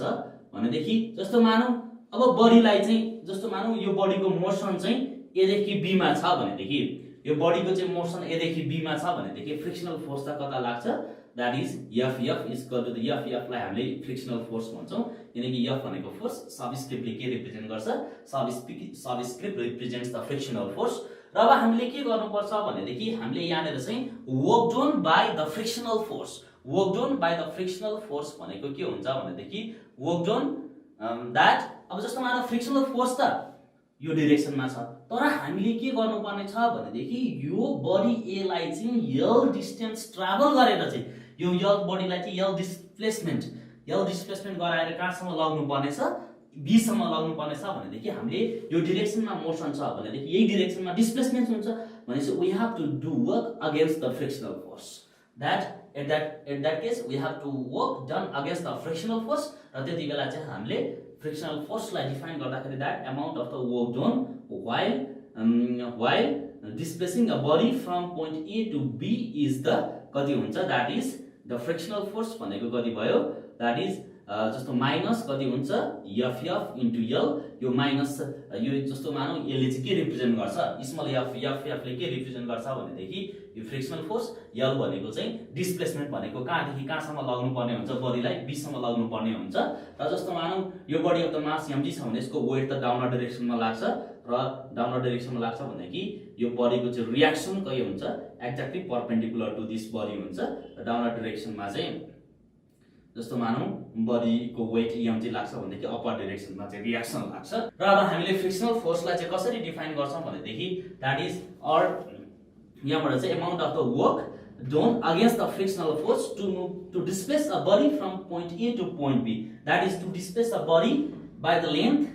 यल भनेको चाहिँ यो बडीलाई चाहिँ लेन्थ यल डिस्प्लेस गरेर ए देखि बी मा पुर्याउनु छ भनेदेखि amount of the work done to displace a body from A to B कति हुन्छ that is minus F into कति हुन्छ यल हुन्छ। और फेरि हामीले यहाँनिर के भन्छौँ भनेदेखि दैट डब्लुएबी इज इक्वल टु के हुन्छ माइनस एफ भनेको त फेरि के हुन्छ एफ भनेको चाहिँ म्यू इन्टु आर इन्टु यल हुन्छ र हामीलाई के थाहा छ भनेदेखि यो म्यू भनेको चाहिँ के हो कोएफिसिएन्ट अफ द फ्रिक्सन हो र त्यसै गरी जस्तो मानौँ माइनस म्यू छँदैछ हामीसँग आर भनेको चाहिँ कति भयो एमजी र हामीसँग यल छँदैछ therefore the work done against the frictional force while displacing a body from A to B that means while displacing a body through a distance of the length L is given by minus mu mg into कति हुन्छ L हुन्छ र त्यसलाई हामीले equation कति बनाऊ 1 र त्यसै गरी अब जस्तो मानौँ फेरि म एउटा फिगर बनाउन जाँदैछु र यहाँनिर पनि यो बडीमा के हुन्छ mg चाहिँ तलैतिर लाग्छ रियाक्सन चाहिँ केतिर लाग्छ माथितिर लाग्छ भनेको एउटा फ्री बडी डायग्राम भयो र जुन हामीले लज अफ मोसनमा अलरेडी पढिसकेका छौँ फ्री बडी डायग्राम के हो भनेर र त्यसै गरी अब हामीले यहाँनिर के गर्छौँ फेरि अर्को केसमा चाहिँ जस्तो मानौँ हामीले यहाँनिर चाहिँ यही एउटा टेबल छ जुन फ्रिक्सन प्रोड्युस गर्ने नै टेबल छ जस्तो फ्रिक्सनलेस छैन यो र जहाँ चाहिँ अलिअलि के हुन्छ फ्रिक्सनल फोर्स पनि लाग्छ जस्तो मानौँ यति बेला बडी अफ द मास चाहिँ यहाँनिर छ पोइन्ट बी मा छ भनेको यहाँदेखि डिस्प्लेस भएर पोइन्ट बी मा पुग्यो र त्यति बेला चाहिँ फ्रिक्सनल फोर्स को अगेन्स्टमा लाग्ने काम भनेको कति भयो WAB = -μmg इन्टु कति हुन्छ L। र त्यसैगरी अब हामीले यो body of the mass B मा भएको बडीको चाहिँ मास चाहिँ कति छ m छ भनेदेखि एक्ज्याक्टली के हुन्छ यो बी भयो पोजिसन यो के छ a छ त्यसैगरी यसको अपर डाइरेक्सनमा चाहिँ रिएक्सन r लाग्छ त्यसैगरी यसको डाउनर डाइरेक्सनमा चाहिँ वेट mg लाग्छ र त्यसैगरी यसको अपर डाइरेक्सनमा पनि यहाँनेर के लाग्छ रिएक्सन r र डाउनर डाइरेक्सनमा के लाग्छ वेट mg लाग्छ र त्यसैगरी यो दुईटा बडी बीचको लेन्थ चाहिँ कति छ l छ र त्यसैगरी अब हामीले के गर्छौं भन्दाखेरि यो बडीको चाहिँ मोसन अब हामीले के भन्छ एउटा क्लोज्ड पाथमा चाहिँ हामीले net amount of the work done हेर्नु पर्ने हुन्छ जस्तो मानौं अहिले बडी यो पोजिसन ए बाट डिस्प्लेस भएर पोजिसन बी मा पुग्यो र अब फेरि के गर्नुपर्ने छ यो पोजिसन बी बाट डिस्प्लेस भएर ए मा आउँदै छ भने यति बेला चाहिँ के हुन्छ त मोसन यो डाइरेक्सनमा छ भन्छौं हामीले यति बेला मोसन कुन डाइरेक्सनमा छ motion is in the direction यो लेफ्ट तिर लागेको मोसन भनेदेखि फ्रिक्सनल फोर्स भनेको त जहिले पनि कतातिर लाग्छ that is opposite direction of the मोसनमा लाग्छ किनकि कुनै पनि बडीको चाहिँ मोसनलाई चाहिँ रेसिस्ट गर्ने फोर्स भनेको नै के हो फ्रिक्सनल फोर्स हो र मोसनको एक्ज्याक्टली अपोजिट डाइरेक्सनमा लाग्यो फ्रिक्सनल फोर्स। अब हामीले के गर्छौं भनेदेखि दैट मीन्स अब हामीले के क्याल्कुलेसन गर्दै छौं the amount of work done against the frictional force while displacing a body at the position B to position A र त्यति बेला चाहिँ दुईटा बडी बीचको लेन्थ कति छ L छ र अब हामीले फेरि यहाँनेर के क्याल्कुलेसन गर्नुपर्ने हुन्छ भनेदेखि the amount of the work done that W while displacing a body from B to A is equal to कति हुन्छ that is minus FF into कति हुन्छ L हुन्छ र यति बेला के भयो अब हामीले फेरि के भन्न सक्छौं भनेदेखि यहाँनेर चाहिँ -f इन्टु L र माइनस साइनले के रिप्रेजेन्ट गर्छ that means we are doing a work against the frictional force को अगेन्स्टमा हामीले काम गरिरहेका छौं त्यही भएर माइनस साइन के भयो नेगेटिभ भयो त्यसैगरी L is the length of the length between the A and B र त्यसैगरी अब फेरि हामीले के भन्न सक्छौं भनेदेखि WBA इज इक्वल टु के लेख्न सक्छौं -FF भनेको कति हुन्छ -μ इन्टु R इन्टु L हुन्छ और WBA इज इक्वल टु कति हुन्छ -μ त हामीसँग छँदैछ रिएक्सन R भनेको कति हुन्छ mg इन्टु हामीसँग कति छ L त छँदैछ र यसलाई हामीले इक्वेसन कति बनाऊ 2 बनाऊ र अब हामीले यो एउटा क्लोज्ड पाथ भयो यो क्लोज्ड पाथ हामीले कसरी भन्न सक्छौं भनेदेखि जस्तो मानौ पहिला सुरुमा बडीलाई A देखि B सम्म लग्यौं A देखि B मा लग्दाखेरि चाहिँ L डिस्टेन्स डिस्प्लेस गर्यौं त्यसैगरी फेरि नेक्स्ट स्टेपमा के गर्यौं भन्दाखेरि यो बडी अफ द मास लाई चाहिँ यो पोजिसन B बाट चाहिँ हामीले केमा ल्यायौं A मा ल्यायौं र यति बेला चाहिँ net amount of the work done around the closed path भनेको चाहिँ के हुन्छ सम अफ दिस टु हामीले के भन्न सक्छौं वर्क डन भनेको that means net amount of the work done around this closed path while taking a body from A to B against the frictional force and while displacing a body from B to A against the frictional force is given by W is equal to कति भन्न पाउँछौं हामीले that is WAB plus कति हुन्छ WBA हुन्छ र यति बेला के हुन्छ भन्दाखेरि that W is equal to the that means WAB भनेको -μmg L अनि त्यसपछि प्लस फेरि हामीसँग के छ WBA भनेको पनि अगेन -μmg इन्टु कति हुन्छ L or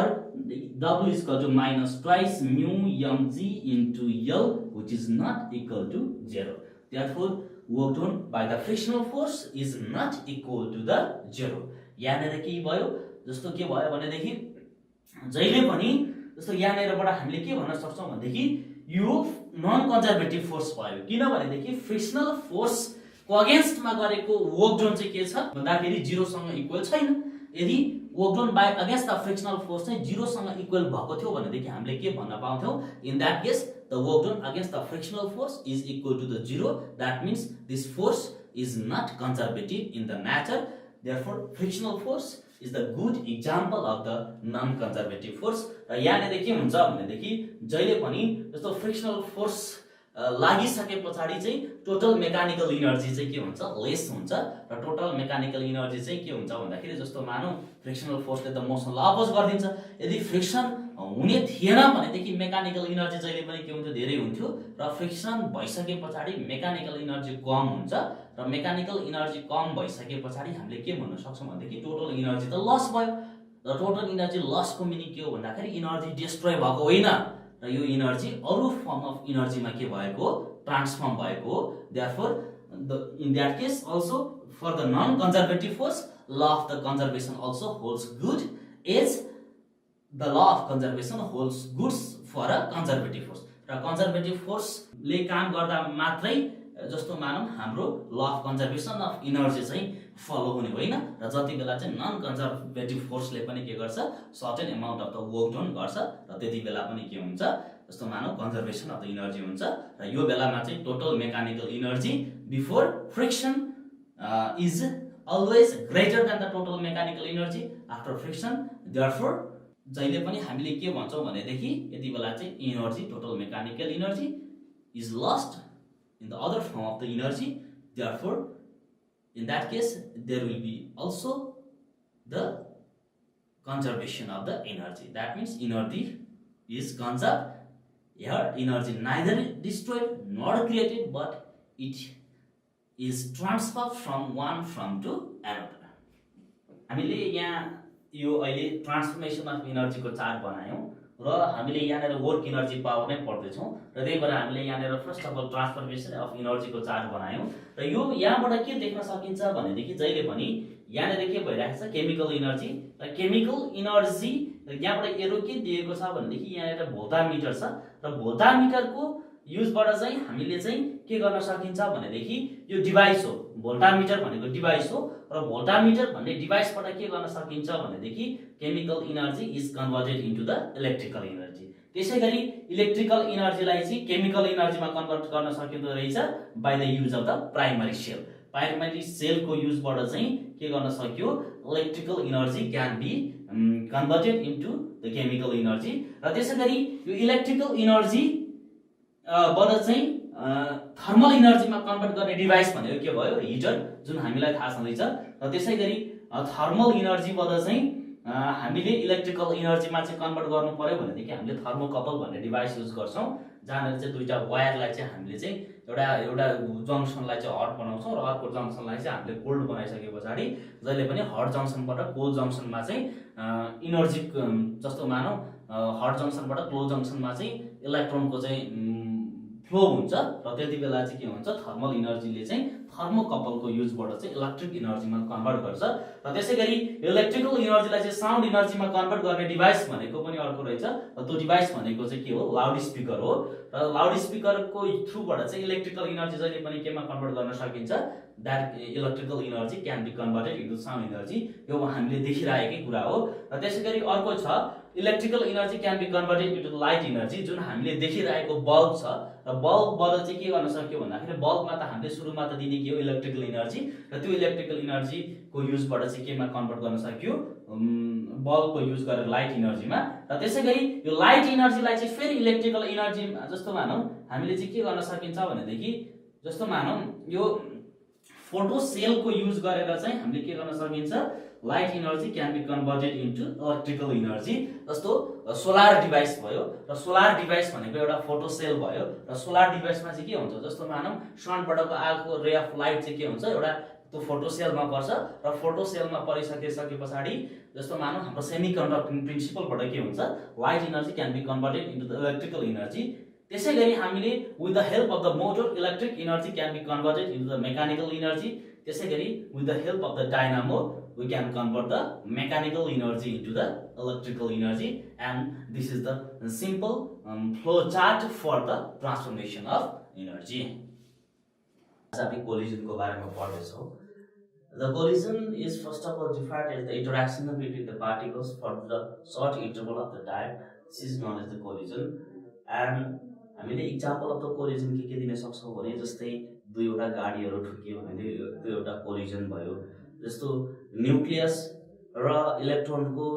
collision, that is also collision. हामीले हम्मरले नेल यसरी हम्मरले नेलमा हान्यो भने यो पनि कोलिजन भयो, यो कोलिजनको एक्जाम्पल भयो। र बेसिकली हामीले डेली लाइफमा कोलिजनका धेरै एक्सपिरियन्सहरु गर्न सक्छौं, र यो मध्ये हामीले दुई कोलिजनलाई चाहिँ दुई पार्टमा डिफाइन गरेका छौं। एउटा भनेको elastic collision, that is elastic collision, and another is inelastic collision. Elastic collision. First of all, we are going to deal about the elastic collision. We have to define what is the elastic collision, And elastic collision is such type of the collision in which the kinetic energy and the linear momentum of the body gets conserved, and the force exerting between all the force exerted between the elastic collision is always conservative in the nature. That and first of all we have to define about the elastic collision. That elastic collision is mutual interaction between the particles for short interval of time which changes the kinetic energy as well as linear momentum of the system. And now we have to calculate the final velocities in elastic collision. First of all, now we are going to draw a figure. That is the one here is the body of mass m1 is moving with the initial velocity u1, and the body of mass m2 is moving with initial velocity u2. That is the before collision, and here the collision is not going to taking place before collision. And these two objects m1 and these two objects m2 collide for a short interval of the time, and after collision they moves with their in v2. This is the simple framework of the collision in the one dimension. In the linear path, here the object of mass m1 is moving with initial velocity u1 and the object of mass m2 is moving with initial velocity u2. They collide for a short interval of the time, that is during collision, and after collision they move with their final velocities. For mass m1 final velocity v1 and for mass m2 final velocity v2. That is the after collision. Yeah. कोलिजनमा हामीले के पत्ता लगाउनु छ भने हामीलाई थाहा नभएको चिज पत्ता लगाउने हो। जस्तो फर एक्जाम्पल हामीले यो सुरुमा कुनै पनि पार्टिकलहरु कोलाइड हुँदैछ भनेदेखि त्यो पार्टिकलको मास m1 हामीलाई थाहा हुन्छ र त्यो पार्टिकलको भेलोसिटी पनि थाहा हुन्छ। त्यो पार्टिकलको अगेन दोस्रो पार्टिकल जुन कोलाइड हुँदैछ त्यसको मास पनि थाहा हुन्छ र त्यसको इनिशियल भेलोसिटी u2 हो। त्यसैगरी ती दुईटा पार्टिकलहरु एकदमै सर्ट इन्टरभल अफ द टाइमको लागि कोलाइड भएको छन् र कोलाइड भइसकेपछि त्यो दुईटा पार्टिकलहरु मध्ये एउटा पार्टिकल चाहिँ m1 v1 भेलोसिटीले कुदेछ र अर्को पार्टिकल m2 v2 भेलोसिटीले कुदेछ। अब हामीलाई यो m1 पनि थाहा छ, यो u2 को भ्यालु पनि थाहा हुन्छ, m2 को भ्यालु पनि थाहा हुन्छ, u2 को भ्यालु पनि थाहा हुन्छ र हामीलाई थाहा नभएको चिज कोलिजनमा थाहा नभएको चिज भनेको v1 र v2 हो र हाम्रो टार्गेट भनेको आज that is the final velocity elastic र इनइलास्टिक कोलिजनमा चाहिँ क्याल्कुलेसन गर्नु हो। र यसको लागि हामीले अघि भनिसक्यौं हामीले दुईवटा प्रिन्सिपल लगाउनु पर्ने हुन्छ। एउटा प्रिन्सिपल भनेको that is the conservation of the linear momentum and another principle is the conservation of kinetic energy. र first of all according to conservation of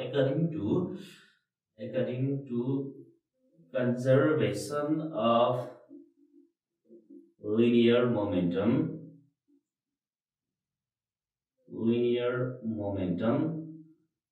के हुन्छ भने अब हामीले एउटा कुरो फर्स्ट अफ अल के बुझ्नु पर्छ भने लिनियर मोमेन्टम कन्जर्भ हुनु भनेको लिनियर मोमेन्टम बिफोर कोलिजन र लिनियर मोमेन्टम आफ्टर कोलिजन एकदमै फाइन हुन्छ भनेको एकदमै इक्वल हुन्छ। त्यहाँनेर कुनै पनि मोमेन्टममा चेन्ज आउँदैन। इनिशियल मोमेन्टम भनेको the product of momentum of first particles product of mass and velocity of first particles plus product of mass and velocity of the second particles. That is, the linear momentum before collision is equal to the m1 u1 plus m2 u2 is equal to the linear momentum after collision is m1 v1 plus m2 v2। the velocity calculation गर्नको लागि सुरुमा के गर्छौं भने यहाँनेर यो m1 र m1 लाई एकै ठाउँमा राख्छौं, that is u1 minus v1। त्यसैगरी यतापट्टि नेक्स्ट साइडमा m2 v2 minus u2 हुन्छ र मैले यसलाई इक्वेसन कति भनिदिए 2 भनिदिए। यसैगरी अब हामीले के भनेको छौं भने यो इलास्टिक कोलिजनमा चाहिँ जहिले पनि लिनियर मोमेन्टम कन्जर्भ हुन्छ। according to conservation of kinetic energy before collision is 1/2 m1 u1 square plus 1/2 m2 u2 square is equal to kinetic energy after collision 1/2 m1 v1 square plus 1/2 m2 v2 square। यहाँ पनि रहेको जस्तै गरी हामीले m1 लाई एकातिर र m2 लाई अर्कोतिर राखौं। त्यसपछि हामीले क्याल्कुलेसनमा के पाउँछौं भने और यो 1/2 सबैतिर क्यान्सल हुन्छ र यसपछि यहाँनेर m1 यो m1 र m1 लाई एकैतिर राखौं m1 u1 को स्क्वायर माइनस v1 को square is equal to m2 v2 को स्क्वायर माइनस u2 को स्क्वायर और यहाँबाट यो m1 छँदैछ that is the a square minus b square को फर्मुलामा गयो र त्यही भएर यसलाई हामीले m1 u1 plus u1 plus v1 अनि u1 minus v1 is equal to m2 v2 minus v2 plus u2 and v2 minus u2 लेख्न सक्छौं र यसलाई इक्वेसन कति भनौं 2 नाउ अब हामीलाई हाम्रो टार्गेट भनेको फाइनल भेलोसिटी को क्याल्कुलेसन गर्नु हो र फाइनल भेलोसिटी को क्याल्कुलेसन गर्नको लागि हामीले नेक्स्ट स्टेपमा के गरौं भने इक्वेसन 2 बाट 1 लाई डिवाइड गरौं dividing equation 2 by 1 we get that is in equation 2 left hand side is divided from equation 2 and from equation 1 we get from equation 2 the left hand side is this m1 u1 plus v1 and u1 minus v1 divided by from equation 1 in the LHS we have u1 minus v1 is m1 u1 minus v1 is equal to here in this in equation 2 RHS side is m2 v2 plus u2 v2 minus u2 divided by 2 and v2 minus u2. Here the m1 cancel out each other, this one cancel out each other, also this one cancel out each other, also this one cancel out each other, or in the remaining term in the LHS is u1 plus v1 is equal to v2. From equation 2 and 3 we got this result as u1 plus v1 is equal to u2 plus v2 or u1 minus u2 is equal to v2 minus v1 and we write this equation as a 3. Equation 3 बाट हामीले के गर्न सक्छौं भनेदेखि हामीलाई एक्जामिनेसनमा सोधि पनि राखेको हुन्छ जहिले पनि यो इक्वेसनमा के प्रुभ गर्नुपर्ने छ भनेदेखि जहिले पनि prove that in the one dimensional elastic collision the relative velocity of the colliding particles at which they approach, that is the u1 minus u2, that is the approach for the collision they have to approach each other, therefore u1 minus u2 represents the relative velocity of the colliding particles before collision they approach and v2 minus v1 is the relative velocity particles about which they recede each other after collision, and we have to show this, and this is the one result, and we have to calculate, our target is to calculate the v2 and v1, and this is the important result, and this is the one important result in the collision. The final velocity v1 र v2 को calculation गर्नु छ र त्यसका लागि सुरुमा हामीले के गर्छौं भने सुरुमा हामीले लिन्छौं हामीसँग भएको इक्वेसन 1 मैले यो क्याल्कुलेसन गर्न सजिलो हुन्छ त्यही भएर यहाँ लेखे m1 u1 minus v1 is equal to m2 and v2 minus 3 के छ भनेदेखि u1 plus v1 is equal to u2 plus v2 यसलाई इक्वेसन 3 आएको थियो र यहाँबाट हामीले यो फ्रम प्रिभियस हामीले क्याल्कुलेसन गर्नको लागि के गर्छौं भने नाउ फ्रम इक्वेसन 3 बाट हामीले के लेख्छौं भनेदेखि यदि मलाई भेलोसिटी v1 क्याल्कुलेसन गर्नु छ भने v2 लाई यो इक्वेसनमा इलिमिनेट गर्नुपर्ने हुन्छ, त्यही भएर मैले यो इक्वेसनबाट v2 को भ्यालु लगेर इक्वेसन 1 मा राख्छु। त्यसका लागि मैले के गर्छु भने from equation 3 v2 is equal to u1 plus v1 minus u2 मैले यो किन गरेको भने मैले यो इक्वेसन 1 मा इक्वेसन 3 बाट v2 को भ्यालु लगाएर राखे भनेदेखि मसँग v2 इलिमिनेट हुन्छ यहाँनेर र मात्र v1 को टर्म बाँकी हुन्छ, त्यसैले हामीले v1 इजिली क्याल्कुलेसन गर्न सक्छौं। त्यसका लागि अब सुरुमा हामीले यसलाई इक्वेसन 4 भनौं। Now using equation 4 in equation 1 we get that is m1 and u1 minus v1 is equal to m2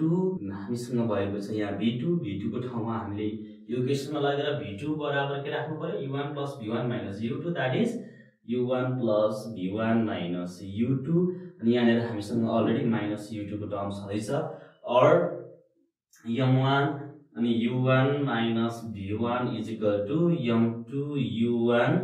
plus v1 minus 2 u2 or m1 u1 minus m1 v1 is equal to m2 u1 plus m2 v1 minus 2 m2 u2। अब हाम्रो target भनेको v1 calculation गर्नु छ, त्यसैले v1 र v1 को टर्मलाई एकातिर राखौं। मसँग लेफ्ट ह्यान्ड साइडमा v1 भएको टर्म m1 v1 छ र राइट ह्यान्ड साइडमा v1 भएको टर्म m2 v1 छ। और यहाँबाट के गर्न सक्छौं भने m1 u1 minus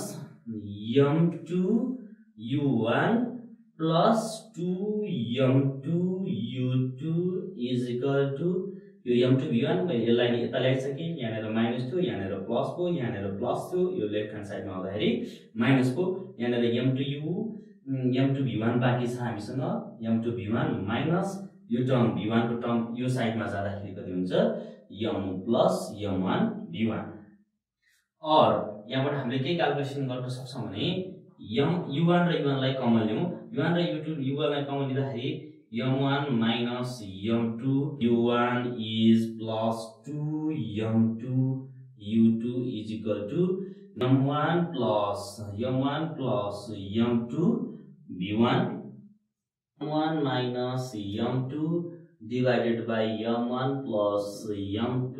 u1 plus 2 m2 by m1 plus m2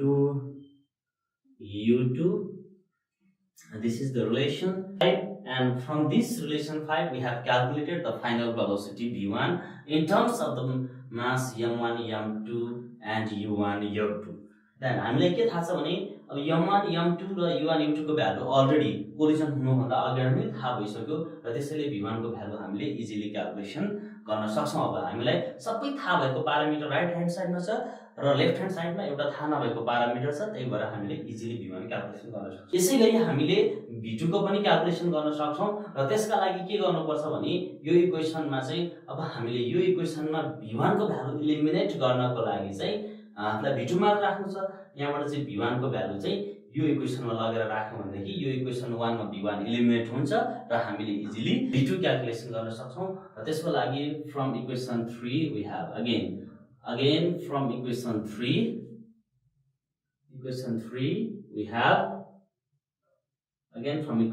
we have v1 is equal to u2 plus v2 minus u1, like equation 6 बनाऊ। now using equation 6 in equation 1 we get here in this equation 1 we have to put the value of v1 which we have obtained from the equation 3 is m1 and अब यहाँनिर minus sign छ अनि minus को पछाडीपट्टि v1 छ, v1 को अगाडि minus छ, तर मसँग v1 सँग धेरैवटा टर्म छन्, त्यही भएर मैले u1 माइनस राखिसके पछाडी ब्राकेट राख्नुपर्छ। त्यसको लागि u2 plus v2 minus u1 राख्छौं र यसका लागि equal to m2 v2 minus u2। और अब यहाँबाट के गर्न सक्छौं m1 u1 minus यो माइनस र यो यहाँ प्लस छ माइनस u2 प्लस र यो माइनसले minus v2 minus minus plus u1 is equal to m2 v2 minus u2। और हामीले यहाँबाट के क्याल्कुलेसन गर्न सक्छौं भने m1 2u1 minus u2 minus v2 is equal to m2 v2 plus m2 u2। 2m1 u1 minus m1 u2 minus m1 v2 is equal to m2 v2 minus m2 u2 हुन्छ। अब हामीले के गर्नु पर्यो भने यसका लागि हाम्रो टार्गेट v2 क्याल्कुलेसन गर्नु हो र त्यसको लागि v2 र v2 लाई एउटा साइडमा राखौं र अरु टर्महरुलाई एकातिर राख्दाखेरि के आउँछ भने 2m1 u1 m1 u2 plus m2 u2 is equal to m2 v2 plus m1 v2 or 2m1 u1 plus m2 minus m1 u2 is equal to m2 plus m1 v2 और हामीले यसलाई के राख्न सक्छौं और यसलाई यो v2 लाई यो साइडमा राख्दा v2 त एकै ठाउँमा छँदैछ र m1 plus m2 लाई यो साइडमा ल्याउँदाखेरि हामीले v2 लाई एक्सचेन्ज गर्दाखेरि v2 is equal to v2 yeah v2 मात्र बाँकी बस्यो त्यही भएर मैले v2 लाई चाहिँ यसलाई चाहिँ साइडमा लाएँ त्यसै कारणले अब हामीसँग बाँकी रहेको टर्म यो छ र यो टर्मलाई चाहिँ m2 plus m1 ले divide गरिदैछ 2m1 by m2 plus m1 u1 plus m2 minus m1 by m2 plus m1 u2. This is the required expression for the velocity. Final velocity. This is also the another important relation. This is the equation number 7. And equation 5 and 7 are the required expression for the final velocity of the colliding particles in two-dimensional elastic collision. हामीसँग केही special केसेसहरु छन् elastic collision related र त्यसको लागि सुरुमा firstly elastic कोलिजनमा आएको भेलोसिटीको लेखौं final velocity v1 भनेको कति आएको थियो भने that is the m1 minus m2 by m1 plus m2 u1 plus 2m2 by m1 plus m2 u2 and v2 is equal to 2m1 by m1 plus m2 u1 plus m2 minus m1 by m1 plus m2 u2. हामीसँग यो दुईटा relation छ हामीसँग तीन चारवटा special case छन् यो मध्ये स्पेशल केसेस 1 नम्बरमा छौं 1 नम्बरमा हामी के सपोज गर्न गइरहेको छौं भने when m1 is equal to m2 भनेको जब अघि हामीले देखाएको कोलाइडिङ पार्टिकल्स को चाहिँ मास के हुन्छ यदि सेम हुन्छ भने यदि m1 र m2 इक्वल हुन्छ भने फाइनल भेलोसिटीमा के चेन्ज आउँदो रहेछ यो हेर्न गइरहेका छौं अब हामीसँग यहाँनेर के छ m1 m2 छ भने यहाँनेर यो टर्म 0 हुन्छ र यो इक्वेसनमा पनि यो टर्म 0 हुन्छ त्यही भएर हामीसँग बाँकी बस्ने भनेको for v1 u2 and v2 u1 र त्यसको लागि हामी देखाउँछौं र first of all m1 m2 हुँदाखेरि v1 के हुन्छ भने v1 m1 minus m1 किनभने कि m1 m2 छ र m1 m2 को ठाउँमा पनि मैले m1 नै राखेको छु त्यसैगरी m1 plus m2 को ठाउँमा पनि m1 plus m1 नै राख्दा हुन्छ here u1 plus 2 m2 को ठाउँमा m1 divided by m1 plus फेरि त्यसको ठाउँमा m1 2 u1 plus m1 minus m1 divided by m1 plus m1 u2 implies v1 is equal to from this relation v1 is equal to this term is equal to 0 and this term is equal to 2m1 by 2m1 means this 2m1 and 2m1 cancel out each other and remains the u2 v1 is equal to the u2 and this v2 is equal to u1 because this terms goes to 0 v2 is equal to u1 and from this relation v1 is equal to u2 and v2 is equal to u1 from this relation we can conclude that the final velocities the particle just exchange their velocities during collision elastic collision in elastic collision मा चाहिँ के हुँदो रहेछ भने the final velocity of the second particle initial velocity of the first particle final velocity of the first particle initial velocity of the second particle हुँदो रहेछ यो नै हाम्रो कन्क्लुजन भयो जतिबेला when m1 is equal to m2 that is the v1 is equal to v2 one dimensional elastic collision भइसकेपछि colliding अब्जेक्टले चाहिँ final velocity चाहिँ जहिले पनि इनिशियल भेलोसिटी सँग चाहिँ एक्सचेन्ज गर्दा रहेछन् यो भनेको v1 u2 भन्नुको मिनिङ के हो भने final velocity of the first particle भनेको चाहिँ initial velocity of the second पार्टिकलसँग इक्वल भयो र यो v2 इक्वल टु u1 भनेको final velocity of the second particle चाहिँ initial velocity of the first पार्टिकलसँग इक्वल छ र यहाँबाट हामीले एउटा एकदम इम्पोर्टेन्ट रिलेसन हाम्रो इक्जाममा हाम्रो नेशनल एक्जामिनेसन बोर्डको प्याटर्नमा पनि सोधिने इक्जाममा पनि के हुन्छ भने यो जहिले पनि सोध्नलाई आइरहेको छ this is the one of the most important physical phenomena occurring in the universe it is v1 र v2 को भ्यालु चाहिँ यो थाहा भयो र अब हामीले अर्को एउटा कन्सिडरेसन केस गर्न गइरहेका छौं व्हेन द पार्टिकल सेकेन्ड नम्बरमा when the particle m2 is at rest particle m2 is at rest the second particle of the mass m2 चाहिँ रेस्टमा भन्नुको छ मिनिङ के हो भन्दाखेरि u2 चाहिँ नियरली इक्वल टु केसँग हुन्छ 0 सँग इक्वल हुन्छ र u2 0 सँग इक्वल हुने बित्तिकै हाम्रो फाइनल भेलोसिटीको रिलेसन भनेको v1 is equal to m1 minus m2 by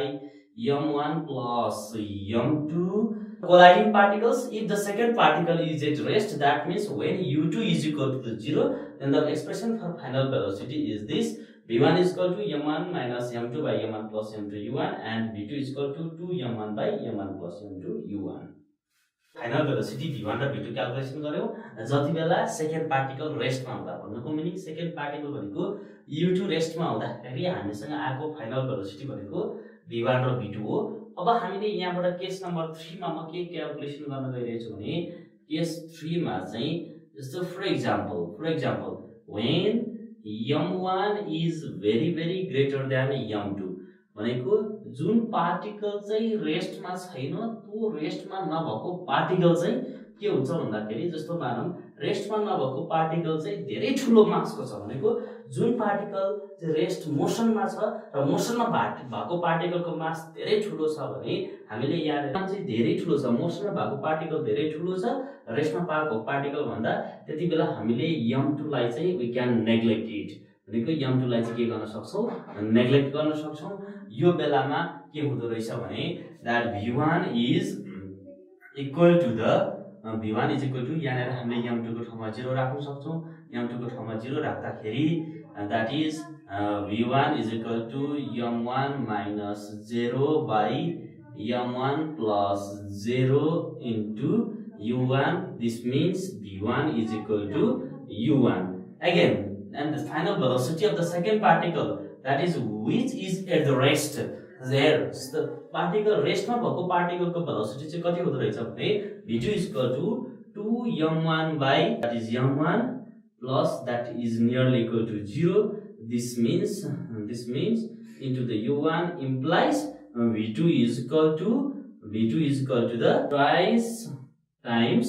u1 अब हामीले यहाँबाट के क्याल्कुलेसन गर्यौं भने जब जति बेला चाहिँ v1 final velocity of the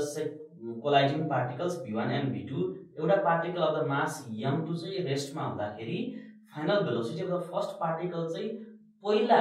final velocity of the first particle चाहिँ जति थियो त्यति नै हुने रहेछ र second velocity of the final पार्टिकलले चाहिँ ठ्याक्कै डबल गर्ने रहेछ जस्तो यो कस्तो एक्जाम्पल भयो भने फर एक्जाम्पल एउटा रेस्टमा भएको एउटा सानो बल बसिरहेको छ ढुङ्गा बसिरहेको छ एउटा मानव बल बसिरहेको छ र मानव अब हामीले त्यो बलको एउटा सानो बलको मास त नेग्लिजिबल छ र पछाडीबाट एकदम ठुलो हेभी मासको मान्छेले त्यो बललाई हान्यो भनेदेखि त्यो ठ्याक्कै एकदम मोर स्पिडमा कुद्छ हामीले यो एक्जाम्पलको रूपमा चाहिँ यो केसलाई लिन सक्छौं त्यसैगरी हामीसँग केस थर्ड छ र केस थर्डमा के छ भनेदेखि जुन कोलाइडिङ बडीमा चाहिँ रेस्टमा रहेको मास चाहिँ के हुन्छ एकदमै धेरै हुन्छ यो भन्नुको मिनिङ के हो भने रेस्टमा भएको बडीको मास m2 चाहिँ एकदमै ठुलो भयो भने के हुन्छ भने अब यो इक्वेसनमा जाँदाखेरि when the body which is at rest m2 is very greater than m1 then के हुँदो रहेछ त भने अब हामीसँग चाहिँ जुन रेस्टमा भएको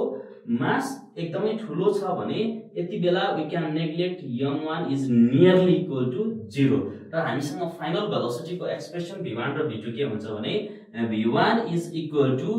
m1 लाई नेग्लेक्ट गर्दाखेरि 0 minus m2 by 0 plus m1 into u1 implies यहाँबाट के गर्न सक्छौं v1 is equal to the 1 minus 1 and this becomes v1 is equal to the minus v1. यसलाई चाहिँ दुईटा कोलाइडिङ बडी छन् र कोलाइडिङ बडी मध्ये चाहिँ एउटा particle of the mass m1 छ र अर्को particle of the mass m2 छ र रेस्टमा भएको पार्टिकलको मास चाहिँ एकदमै ठुलो छ र मोसनमा भएको पार्टिकल अफ द मास चाहिँ त्योभन्दा एकदमै सानो र नेग्लिजिबल छ भने त्यो केसमा चाहिँ final velocity of the first particle जुन नेग्लिजिबल मास भएको भेलोसिटी थियो त्यो चाहिँ एकदमै ठुलो माससँग कोलाइड भइसके पछाडि एक्ज्याक्टली रिबाउन्ड हुने रहेछ। भन्नको मतलब जुन भेलोसिटीले चाहिँ त्यो बडीमा ठोकेको त्यो भन्दा चाहिँ ठ्याक्कै रिभर्स डाइरेक्सनमा चाहिँ त्यही भेलोसिटीले चाहिँ कुद्ने भयो र त्यसैगरी फाइनल भेलोसिटी v2 भनेको चाहिँ जुन ठुलो बडीको मास छ त्यसको भेलोसिटी चाहिँ 0 हुन्छ। यो कस्तो खाले एक्जाम्पलको रूपमा लिन सकिन्छ भने जस्तो मानौं हामीले खेल्दै गरेको भकुण्डो चाहिँ अर्थमा ठोक्यो भने भकुण्डो चाहिँ अर्थबाट चाहिँ त्यही भेलोसिटीले जुन भेलोसिटीले चाहिँ अर्थमा ठोकेको अर्थको मास चाहिँ एकदमै ठुलो छ र बलको मास एकदमै सानो छ भने त्यो बल चाहिँ त्यही भेलोसिटीले रिबाउन्ड हुन्छ फर्किन्छ भनेदेखि यो केस अफ द एक्जाम्पललाई चाहिँ हामी केस थर्डको एक्जाम्पलको रूपमा कम्पेयर गर्न सक्छौं। That is all about the elastic collision, and in the elastic collision we have to remember some points that I am going to describe to you. That is, elastic collision is such type of the collision. That is, I am going to summarize about the elastic collision.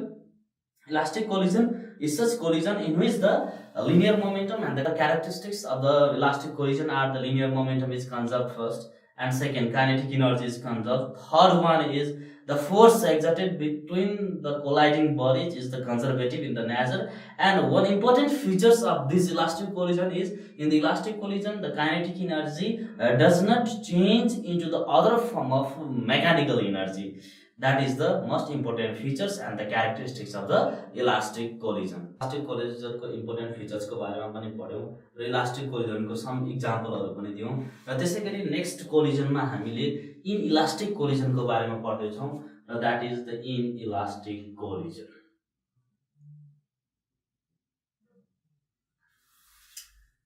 के हो त यो inelastic collision भनेको? हामीले सुरुमा inelastic collision लाई define गर्नुपर्ने हुन्छ र first of all inelastic collision is also the collision. That is, it is also the mutual interaction between the two particles for the short interval of the time in which the kinetic energy is not conserved and linear momentum is conserved.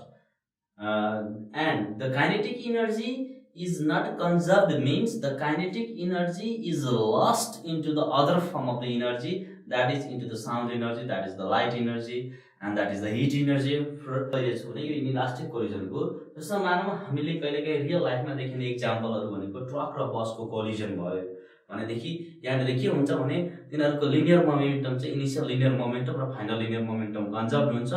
र यसको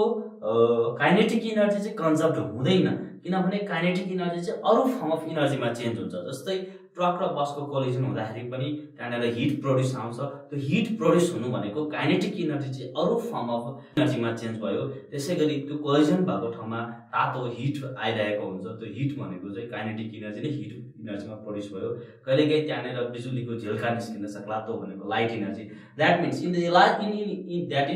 in elastic कोलिजनमा चाहिँ kinetic energy अरु form of एनर्जीमा चाहिँ conserve हुन्छ र त्यो अरु फर्म अफ एनर्जी भनेको that is the mechanical energy like heat energy, light energy and sound energy etcetera. र अब हामीले यहाँनिर इनइलास्टिक कोलिजनमा नि हामीले बेसिकली पढ्नुपर्ने भनेको चाहिँ पर्फेक्टली इनइलास्टिक कोलिजनको बारेमा पढ्छौं र यो पर्फेक्टली इनइलास्टिक कोलिजन भनेको के हो भने जनरली हामीले यस्तो कोलिजनलाई चाहिँ पर्फेक्टली इनइलास्टिक कोलिजन भन्छौं जहाँनेर चाहिँ दुईटा पार्टिकल्सहरु चाहिँ कोलाइड भइसके पछाडी कमन भेलोसिटीले मुभ गर्छ भनेदेखि त्यो कोलिजनलाई हामी पर्फेक्टली इनइलास्टिक कोलिजन भन्छौं। त्यसको लागि हामीले एउटा एक्जाम्पल दिन सक्छौं। For example, this is the particle of mass m1 which is moving with the initial velocity u1, and this is the particle of the mass m2 moving with the initial velocity u2. Particle of the mass m1 u1 velocity ले कुदेको छ र particle of the mass m2 u2 velocity ले कुदेको छ भने यो inelastic कोलिजनमा चाहिँ के हुन्छ भने पर्फेक्टली इनइलास्टिक कोलिजनमा चाहिँ यो दुईटा particle of the mass m1 plus m2 combine भएर यो दुईटा particle of the mass same velocity ले कुद्छ। भन्नुको मिनिङ m1 पार्टिकलको पनि भेलोसिटी v हुन्छ र m2 पार्टिकलको पनि भेलोसिटी v हुन्छ। र फर्स्ट अफ अल हामीले यहाँनेर के भनेका छौं भने इन इलास्टिक कोलिजन हामीले के थाहा पाउनुपर्छ भने kinetic linear momentum is conserved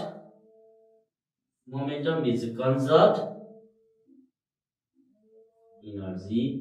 is not conserved. अब हामीले यो के गर्न गइरहेका छौं भने फाइनल भेलोसिटी। अब यो केसमा पनि that is the case in which this is the before collision and this is the before collision case and this is the after collision case. यो बिफोर कोलिजन मा चाहिँ दुईटा पार्टिकल अफ द मास मध्ये एउटा particle of the mass m1 चाहिँ velocity u1 ले कुदेको छ र अर्को particle of the mass m2 चाहिँ u2 भेलोसिटी ले कुदेको छ र यी दुईटा पार्टिकल कम्बाइन भयो र कम्बाइन भइसकेपछि त्यो कम्बाइन भेलोसिटी सेम भेलोसिटी ले कुदेको छ that is the common velocity v। अब हामीले यहाँनेर के लाउन सक्छौं भने principal of the linear momentum conservation of linear momentum अनुसार लिनियर मोमेन्टम कन्जर्भ हुन्छ भन्नुको मिनिङ के हो भने that is the m1 u1 plus m2 u2 is equal to m1b plus m2b। that is यो भनेको चाहिँ लिनियर मोमेन्टम बिफोर कोलिजन र यो भनेको linear momentum after collision. Linear momentum before collision भनेको यो दुईटा पार्टिकलको लागि छुट्टा छुट्टै collision that is product of mass into velocity and this the product of the mass into velocity is the linear momentum before collision and here m1 m2 छ र m1b plus m2b भनेको linear momentum after collision हो। र त्यसैगरी और यहाँनेर अब हामीले के गर्न सक्छौं m1 u1 plus m2 u2 is equal to m1 plus m2 b गर्न सक्छौं और b is equal to m1 u1 plus m2 u2 by m1 plus m2 हुन्छ। यो भनेको चाहिँ that is the equation 1। this is the common velocity after collision। र दुईटा particle of the mass collide भइसकेपछाडिको कमन भेलोसिटी भनेको चाहिँ m1 u1 plus m2 u2 by m1 plus energy after collision जहिले पनि कम हुन्छ र त्यो कति अमाउन्टले कम हुन्छ र कसरी कम हुन्छ भन्ने कुरा अब हामी देखाउँछौं। र यसको लागि मैले एउटा केस मान्छु। For example here firstly the particle of mass m1 is moving with the velocity u1 and the second particle m2 which is at rest, that means u2 is equal to 0। that means यो perfectly rest त कहिले पनि हुँदैन त्यही भएर हामीले यसलाई nearly equal to 0 भन्छौं। र this particle m2 is at rest and the particle m1 is moving with the initial velocity u1 and after the collision these particles move with the common velocity that is the m1 that is the m2। now अब हामीले यहाँबाट के calculation गर्न सक्छौं भने अब हामीलाई थाहा छ र हामीले के देखाउनु छ भने हाम्रो टार्गेट भनेको चाहिँ जहिले पनि लिनियर मोमेन्टम कन्जर्भ भइहाल्यो इनइलास्टिक कोलिजनमा र यो काइनेटिक एनर्जी पनि अरु फर्म अफ एनर्जीमा चेन्ज हुन्छ भनेर देखाउनु छ। र त्यसको लागि चाहिँ अरु फर्म अफ एनर्जीमा चेन्ज हुन्छ र कोलिजन भइसकेपछि काइनेटिक एनर्जीको भ्यालु जहिले पनि कम आउँछ भनेर देखाउन गइरहेका छौं। र यसको लागि के गर्छौं भने सुरुमा initially that is the before collision and that is the before collision and that is the after collision here यहाँ पनि हामीले के गर्छौं भने लिनियर मोमेन्टम त कन्जर्भ हुन्छ त्यही भएर principal of conservation of linear momentum अनुसार लिनियर मोमेन्टम बिफोर कोलिजन यसको लिनियर मोमेन्टम र यसको लिनियर मोमेन्टम आफ्टर कोलिजन जहिले पनि इक्वल हुन्छ। र त्यसका लागि सुरुमा अब हामीले यो दुईटाको यसको लिनियर मोमेन्टम भनेको m1 u1 plus m2 u2 is equal to m1b plus m2b हुन्छ। और यहाँनेर m1 u1 plus m2 अहिले हामीले मानेको केसमा सेकेन्ड पार्टिकल रेस्टमा छ त्यही भएर u2 0 हुन्छ is equal to m1 plus m2 v हुन्छ। और m1 u1 is equal to कति हुन्छ m1 plus m2 is equal to m1 u1 by m1 plus m2 हुन्छ। र यो भनेको चाहिँ फाइनल भेलोसिटी भयो। त्यसलाई मैले इक्वेसन 1 भन्छु। र यसपछि अब मलाई के देखाउनु छ भने काइनेटिक एनर्जी बिफोर कोलिजन र kinetic energy after collision lace देखाउनु छ। र त्यसको लागि फर्स्ट अफ अल हामीले के गर्न सक्छौं भने र फर्स्ट अफ अल मैले के गर्छु भने यहाँनेर अब kinetic energy before K E before collision kinetic एनर्जीको भ्यालु कति हुन्छ भने यो particle of the mass m1 को भेलोसिटी u1 छ यो particle of the mass m2 को भेलोसिटी u2 छ। र त्यही भएर हामीले सुरुमा यो बिफोर कोलिजन काइनेटिक एनर्जी भनेको 1/2 the particle of the velocity m1 u1 square plus 1/2 m2 u2 को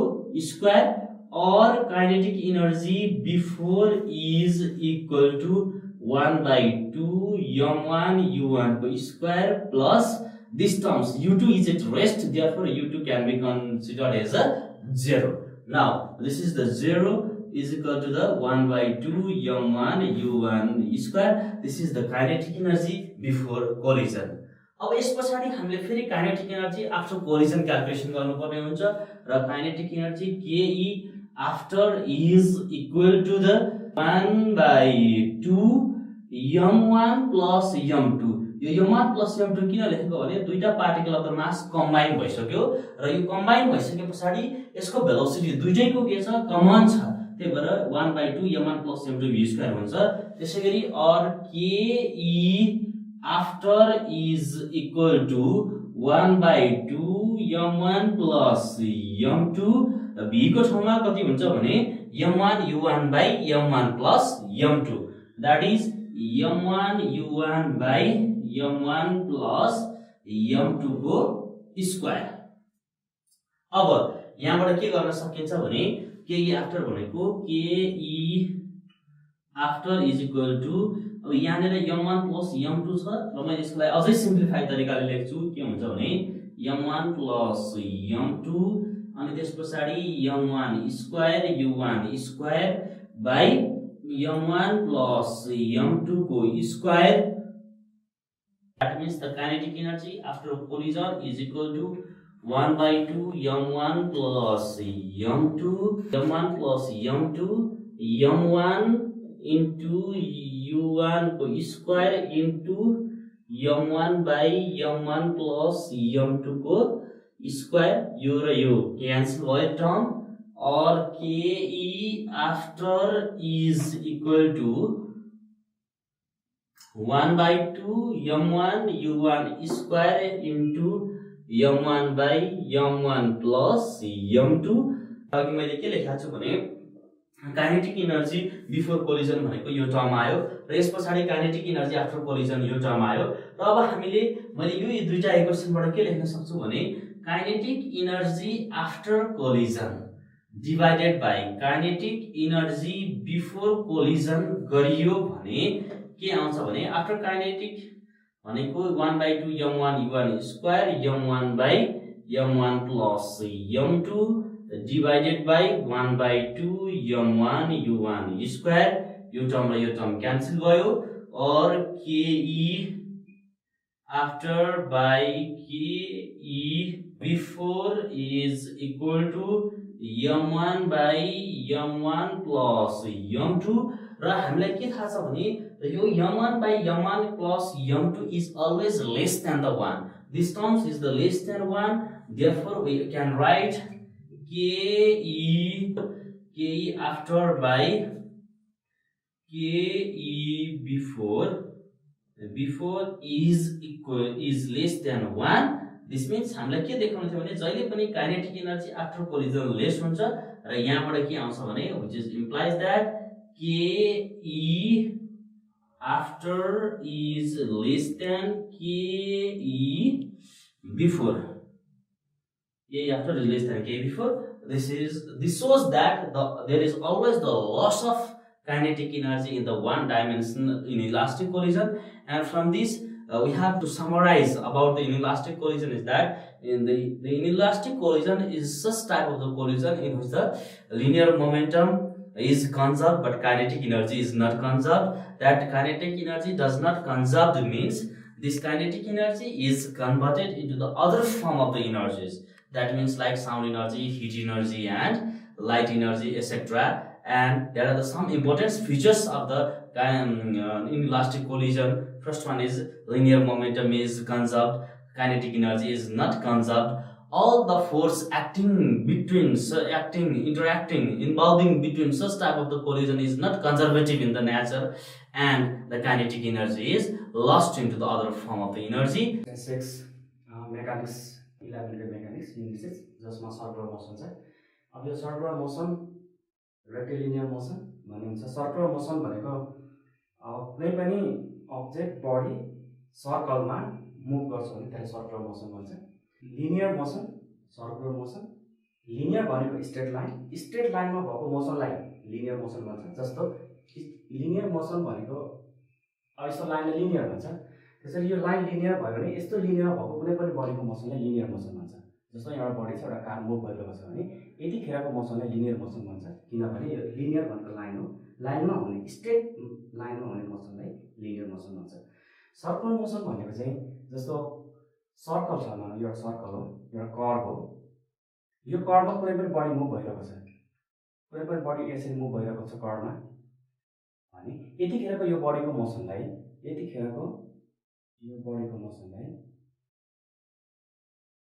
सर्कुलर मोसन भन्छ। वर्डबाट पनि क्लियर छ, किनकि सर्कुलर भनेको सर्कल, मोसन भनेको त्यो बडीको मोसन हो। अब कर्भिलिनियर मोसन भन्ने पनि हुन्छ। दुई खालको मोसन हुन्छ generally, linear motion, curvilinear motion. Linear भनेको स्ट्रेट लाइन,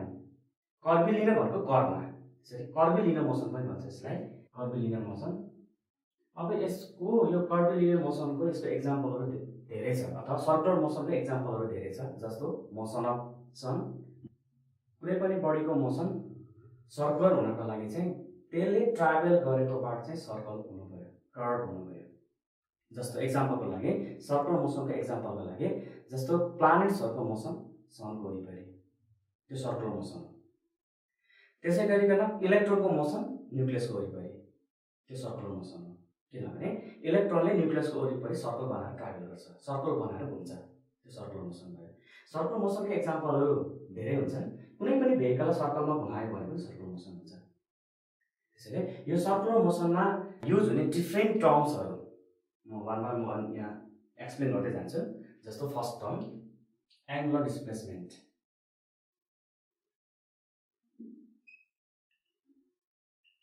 एङ्गुलर डिस्प्लेसमेन्ट यसको नोटेसन हुन्छ थीटा। जस्तो लिनियर मोसनमा एङ्गुलर डिस्प्लेसमेन्टको ठाउँमा लिनियर डिस्प्लेसमेन्ट हुन्छ, यही ठाउँमा चेन्ज हुन्छ। लिनियर डिस्प्लेसमेन्ट भन्यो भने त्यसको नोटेसन हो एस, एङ्गुलर डिस्प्लेसमेन्ट त्यसको नोटेसन हो थीटा। जस्तो एङ्गुलर डिस्प्लेसमेन्ट कसरी डिफाइन गर्ने त भन्दाखेरि अब एङ्गुलर डिस्प्लेसमेन्ट भनेको यो सर्कुलर मोसनको प्यारामिटर हो। त्यसरी सर्कल बनाउनु पऱ्यो अरे, एउटा सर्कल बनाऊ, यो सर्कल हो, सर्कलको यो सेन्टर लेट चाहिँ ओ भनौँ। यसमा एउटा बडी ट्राभल गरिरहेको छ, कुनै कार बस कुनै ट्राभल गरिरहेको छ, लेट चाहिँ एन्टी क्लकवाइज डिरेक्सनमा ट्राभल गरेर, जनरली हामी एन्टी क्लकवाइज डिरेक्सन लिन्छौँ, ट्राभल गरिरहेको छ। यसको भेलोसिटी भी मानौँ र यो पोइन्टलाई इनिसियल पोइन्ट ए मानौँ र केही समय पछाडि टी टाइम पछाडि यो बडी चाहिँ बी भन्ने पोइन्टमा पुगेछ। सपोज गरौँ बी भन्ने पोइन्टमा पुग्यो, यतिखेर भेलोसिटी भी यसो मानौँ र बी पोइन्टमा पुग्दाखेरि यसको भेलोसिटी भी छ मानौँ। यहाँनिर यो दुईटा पोइन्टको टाइम ग्यापलाई लेट्स से टी भनौँ, टी टाइममा ए पोइन्टबाट बी पोइन्टमा पुग्यो र ए पोइन्टबाट बी पोइन्टमा पुग्दा त्यसले सेन्टरमा कति एङ्गल बनाएर हो, त्यो एङ्गललाई नै के भन्छ, एङ्गुलर डिस्प्लेसमेन्ट भन्छ। त्यसैले जस्तो ए पोइन्टबाट भनेको यसलाई यहाँ लाइन तानौँ, सर्कलको सेन्टरसम्म जोडिदिउँ, त्यसरी बी पोइन्टबाट पनि लाइन तानिदिउँ। ए पोइन्टबाट बी पोइन्टमा पुग्दा यसले सेन्टरमा कति एङ्गल बनाएर लेट्स से थीटा भने यो एङ्गललाई नै एङ्गुलर डिस्प्लेसमेन्ट भन्छ सर्कुलर मोसनमा। त्यसैले एङ्गुलर डिस्प्लेसमेन्ट डिफाइन गर्न गाह्रो छैन। कसरी डिफाइन गर्न सकिन्छ भन्दाखेरि the angle made by a moving body in a circle at two points in the motion. र यसको युनिट हो, unit of angular displacement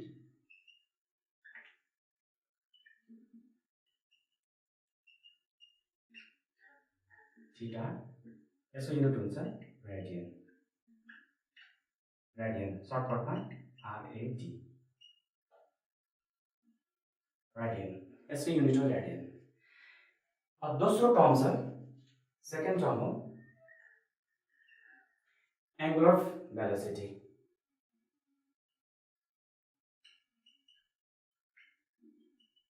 angular velocity, angular displacement, angular velocity. Linear मोसनमा चाहिँ लिनियर डिस्प्लेसमेन्ट, लिनियर भेलोसिटी। अब यहाँ त angular velocity आयो, circle भएपछि एङ्गुलर भेलोसिटी आउँछ। त्यसैले यसको नोटेसन हुन्छ ओमेगा। यसलाई ओमेगा भन्छौँ। यो इज लुकिङ लाइक डब्लु, यो डब्लु जस्तै हुन्छ, यसलाई तर हामी ओमेगा भनेर पढ्नुपर्छ। अब एङ्गुलर भेलोसिटी कसरी डिफाइन गर्ने त? एङ्गुलर भेलोसिटी डिफाइन गर्नको लागि जस्तो यो ए भन्ने पोइन्टबाट स्टार्ट भएर बी भन्ने पोइन्टमा पुग्यो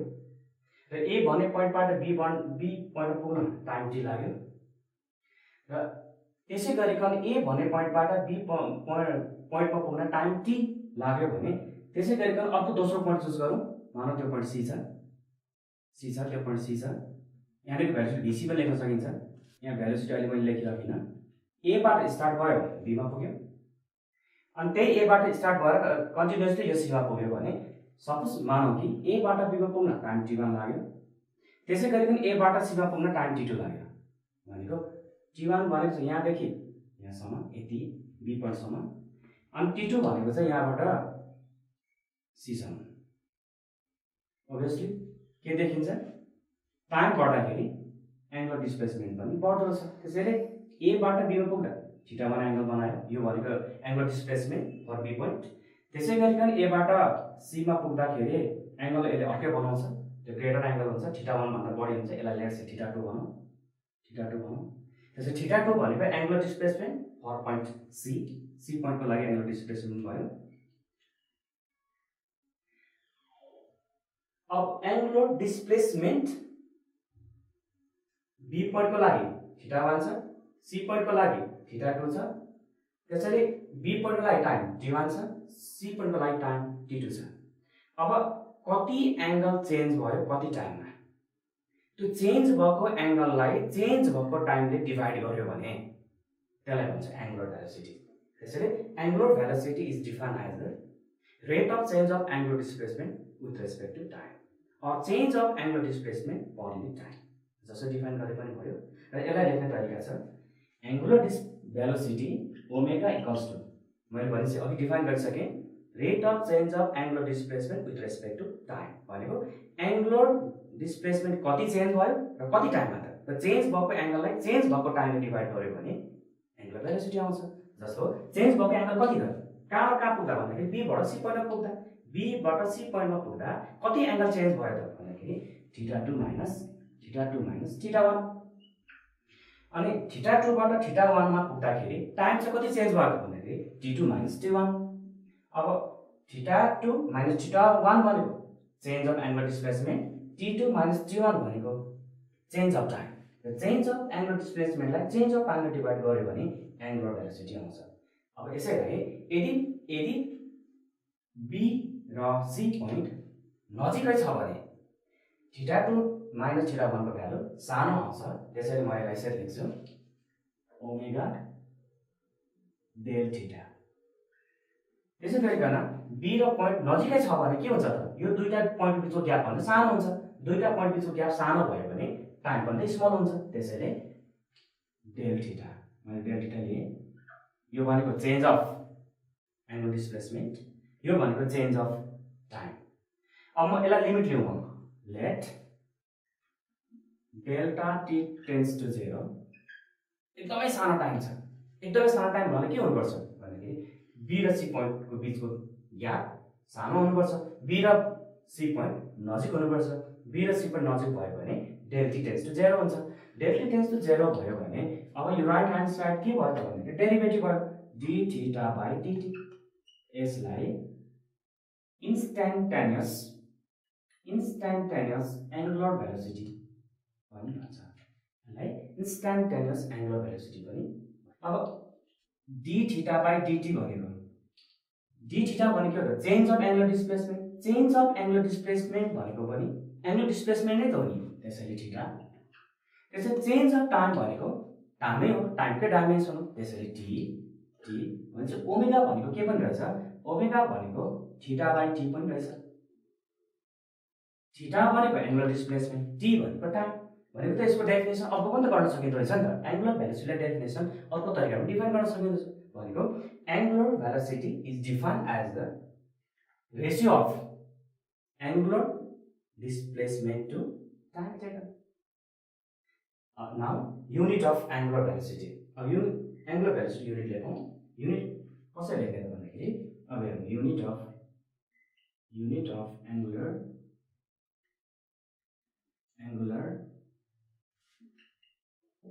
भेलोसिटी ओमेगाको युनिट अफ ओमेगा भन्दा नि हुन्छ युनिट अफ एङ्गुलर भेलोसिटी। हेरौँ राइट ह्यान्ड साइडबाट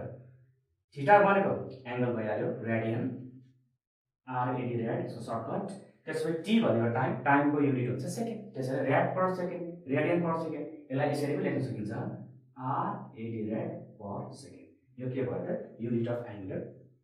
भेलोसिटी भयो। First term angular displacement, second term angular velocity. अब थर्ड टर्म म लेखिदिन्छु। थर्ड प्यारामिटर हो सर्कुलर मोसनको थर्ड प्यारामिटर हो एङ्गुलर एक्सेलरेसन। एङ्गुलर एक्सेलरेसन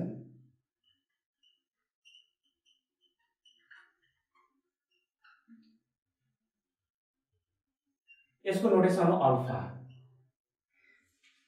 जसरी लिनियर मोसनमा स्ट्रेट लाइनको मोसनमा जसरी लिनियर एक्सेलरेसन हुन्छ त्यसलाई हामीले ए ले नोटेसन गर्छौं, त्यसै गरिकन सर्कुलर मोसनमा अल्फाले नोटेसन गरिन्छ। Linear acceleration angular acceleration. तर हामीले स्ट्रेट लाइनको मोसनमा लिनियर एक्सेलरेसन भन्नु जरुरत पर्दैन, त्यो आफै अभियस हुन्छ। त्यहाँ लिनियर एक्सेलरेसन भन्नु पर्दैन, जस्ट एक्सेलरेसन भन्यो भने यो बुझिन्छ। तर एङ्गुलर एक्सेलरेसन भन्यो भने चाहिँ त्यो सर्कुलर मोसनको एक्सेलरेसन भन्ने कुरा बोल्नुपर्छ, त्यसको नोटेसन छुट्टै छ अल्फा। र यो डिफाइन कसरी गर्ने त? फेरि सर्कलबाट जाउँ, डायग्रामबाटै जाउँ।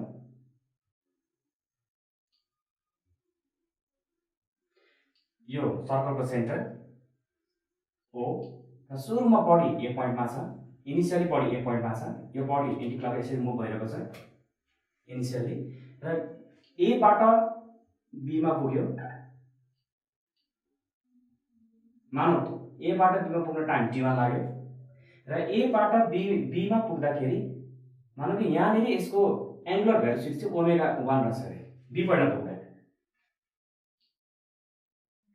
त्यसै गरिकन यो बी पोइन्टबाट सी पोइन्टमा पुग्यो, मानौ यो पोइन्ट सी मानौ। यहाँनिर यसको velocity omega 2 angular velocity omega 2 भएछ सी मा। भनेपछि ए बाट पहिले बी आउँछ, बी बाट पछि सी आउँछ। अभियसली के हुन्छ त भन्दाखेरि बी पोइन्टमा पुग्न भन्दा सी पोइन्टमा पुग्न टाइम बढी लाग्छ। त्यसैले यहाँनिर पुग्न लागेको टाइमलाई लेट्स से t2 भनौँ। ए बाट बी मा पुग्दा सेन्टरमा एङ्गल θ1 बनाएछ। त्यसै गरिकन ए बाट सी मा पुग्दा सेन्टरमा एङ्गल θ2 बनाएछ। भनेको बी पोइन्टको लागि एङ्गुलर डिस्प्लेसमेन्ट θ1, सी पोइन्टको लागि एङ्गुलर डिस्प्लेसमेन्ट θ2। एकचोटि फेरि डिस्क्राइब गरौँ। ओ भनेको सेन्टर अफ सर्कल र एउटा कुनै बडी एन्टिक्लक यसरी मुभ भइरहेको छ। इनिशियली त बडी ए पोइन्टमा छ, ए बाट बी मा पुग्न t1 टाइम लाग्यो र बी पोइन्टमा त्यसको एङ्गुलर भेलोसिटी ओमेगा 1 छ लेट्स से। त्यसै गरिकन सी पोइन्टमा पुग्दाखेरि एङ्गुलर भेलोसिटी ओमेगा 2 भयो र टाइम सी पोइन्टमा पुग्न t2 लाग्यो मानौ। अब यहाँ के कुरा एउटा चाहिँ स्योर छ भन्दाखेरि t2 is strictly greater than t1। t2 चाहिँ t1 भन्दा अभियसली ठुलो हुन्छ, तर ओमेगा 2 र ओमेगा 1 को बारेमा भन्न सकिँदैन। ओमेगा 2 ठुलो हुन पनि सक्छ, ओमेगा 1 सानो पनि हुन सक्छ। युनिफर्म एङ्गुलर भेलोसिटी छ भने इक्वल हुन्छ। रिटार्डेसन भइरहेको छ ओमेगा 2 सानो हुन्छ, अनि एक्सेलरेटेड छ भने ओमेगा 2 ठुलो हुन्छ। त्यसैले ओमेगा 1 ओमेगा 2 कुन चाहिँ ठुलो कुन चाहिँ सानो भन्न सकिँदैन। तर t2 is strictly greater than t1 and again θ2 is also greater than θ1। अब यसलाई डिफाइन गरौँ। एङ्गुलर एक्सेलरेसन भनेको के हो त? बी पोइन्टबाट सी पोइन्टमा पुग्दाखेरि एङ्गुलर भेलोसिटीमा त चेन्ज आयो, भनेको ओमेगामा त चेन्ज आयो। ओमेगामा चेन्ज आयो भने कति ओमेगा चेन्ज भयो र त्यो चेन्ज हुनलाई कति टाइम लाग्यो भनेको change of angular velocity to the time change of time taken gives the angular acceleration. That is angular acceleration alpha भनेको change of angular velocity. Change of angular velocity भनेको omega 2 minus omega 1। Omega 2 minus omega 1 ले के दिन्छ? Change of angular velocity दिन्छ। यो angular velocity change हुनको लागि कति टाइम लाग्यो भन्दाखेरि t2 माइनस t1 भनेको ओमेगा 2 ओमेगा 1 भनेको change of angular velocity, t2 minus t1 भनेको चेन्ज अफ टाइम। यो एङ्गुलर भेलोसिटी चेन्ज हुन लागेको टाइम यो भयो। अब यहाँ डिफाइन फेरि एकचोटि म यसो डिफाइन गर्छु। एङ्गुलर एक्सेलरेसन भनेको angular acceleration is defined as the change of angular velocity per unit change of time or change of angular velocity with respect to time. Omega 2 minus omega 1 भनेको change of angular velocity हो। त्यसैले del omega लेख्न सकिन्छ। त्यसैले t2 minus t1 भनेको change of time हो, त्यसैले del t लेख्न सकिन्छ। अब यहाँ पनि म लिमिट लिन्छु, मानौ कि b र c भन्ने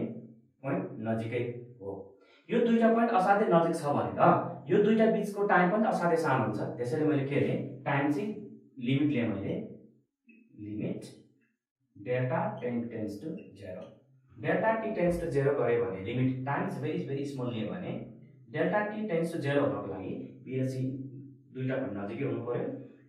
अब यो के भन्दा डेरिभेटिभ कन्भर्ट गर्यो, एंगुलर एक्सिलरेसन अल्फा भनेको d ओमेगा बाइ dt। अब यहाँ के डेफिनेसन आयो त, एंगुलर एक्सिलरेसन भनेको angular acceleration is defined as the derivative of angular velocity with respect to time. फेरि पनि एकचोटि हेरौँ, angular acceleration is defined as the derivative of angular velocity with respect to time. अब d omega, और यहाँबाट हेरे पनि हुन्छ, d ओमेगा भनेको के हो, change of angular velocity. Change of angular velocity भनेको एंगुलर वेलोसिटी नै हो। एंगुलर वेलोसिटीमा एंगुलर वेलोसिटी घटाउँदा एंगुलर वेलोसिटी नै आउँछ। त्यसैले चेन्ज अफ एंगुलर वेलोसिटी भनेको एंगुलर वेलोसिटी नै भयो। चेन्ज अफ टाइम भनेको टाइमै त हो, स्मल टाइम न हो तर टाइम त टाइमै हो। त्यसैले ओमेगा टी भनेपछि अल्फा भनेको के पनि रहेछ, ओमेगा बाइ टी पनि रहेछ। यहाँबाट पनि अर्को डेफिनेसन गर्न सकिन्छ एंगुलर एक्सेलरेसनको, त्यो भनेको angular acceleration is defined as the ratio of angular velocity to the time taken. त्यसैले एउटा डेफिनेसन यहाँबाट, अर्को डेफिनेसन यहाँबाट, अर्को डेफिनेसन यहाँबाट, जुनबाट गरे पनि त्यसको डेफिनेसन के हो त, angular acceleration definition. Now unit of angular acceleration, यसको युनिट के हुन्छ त भन्दाखेरि unit of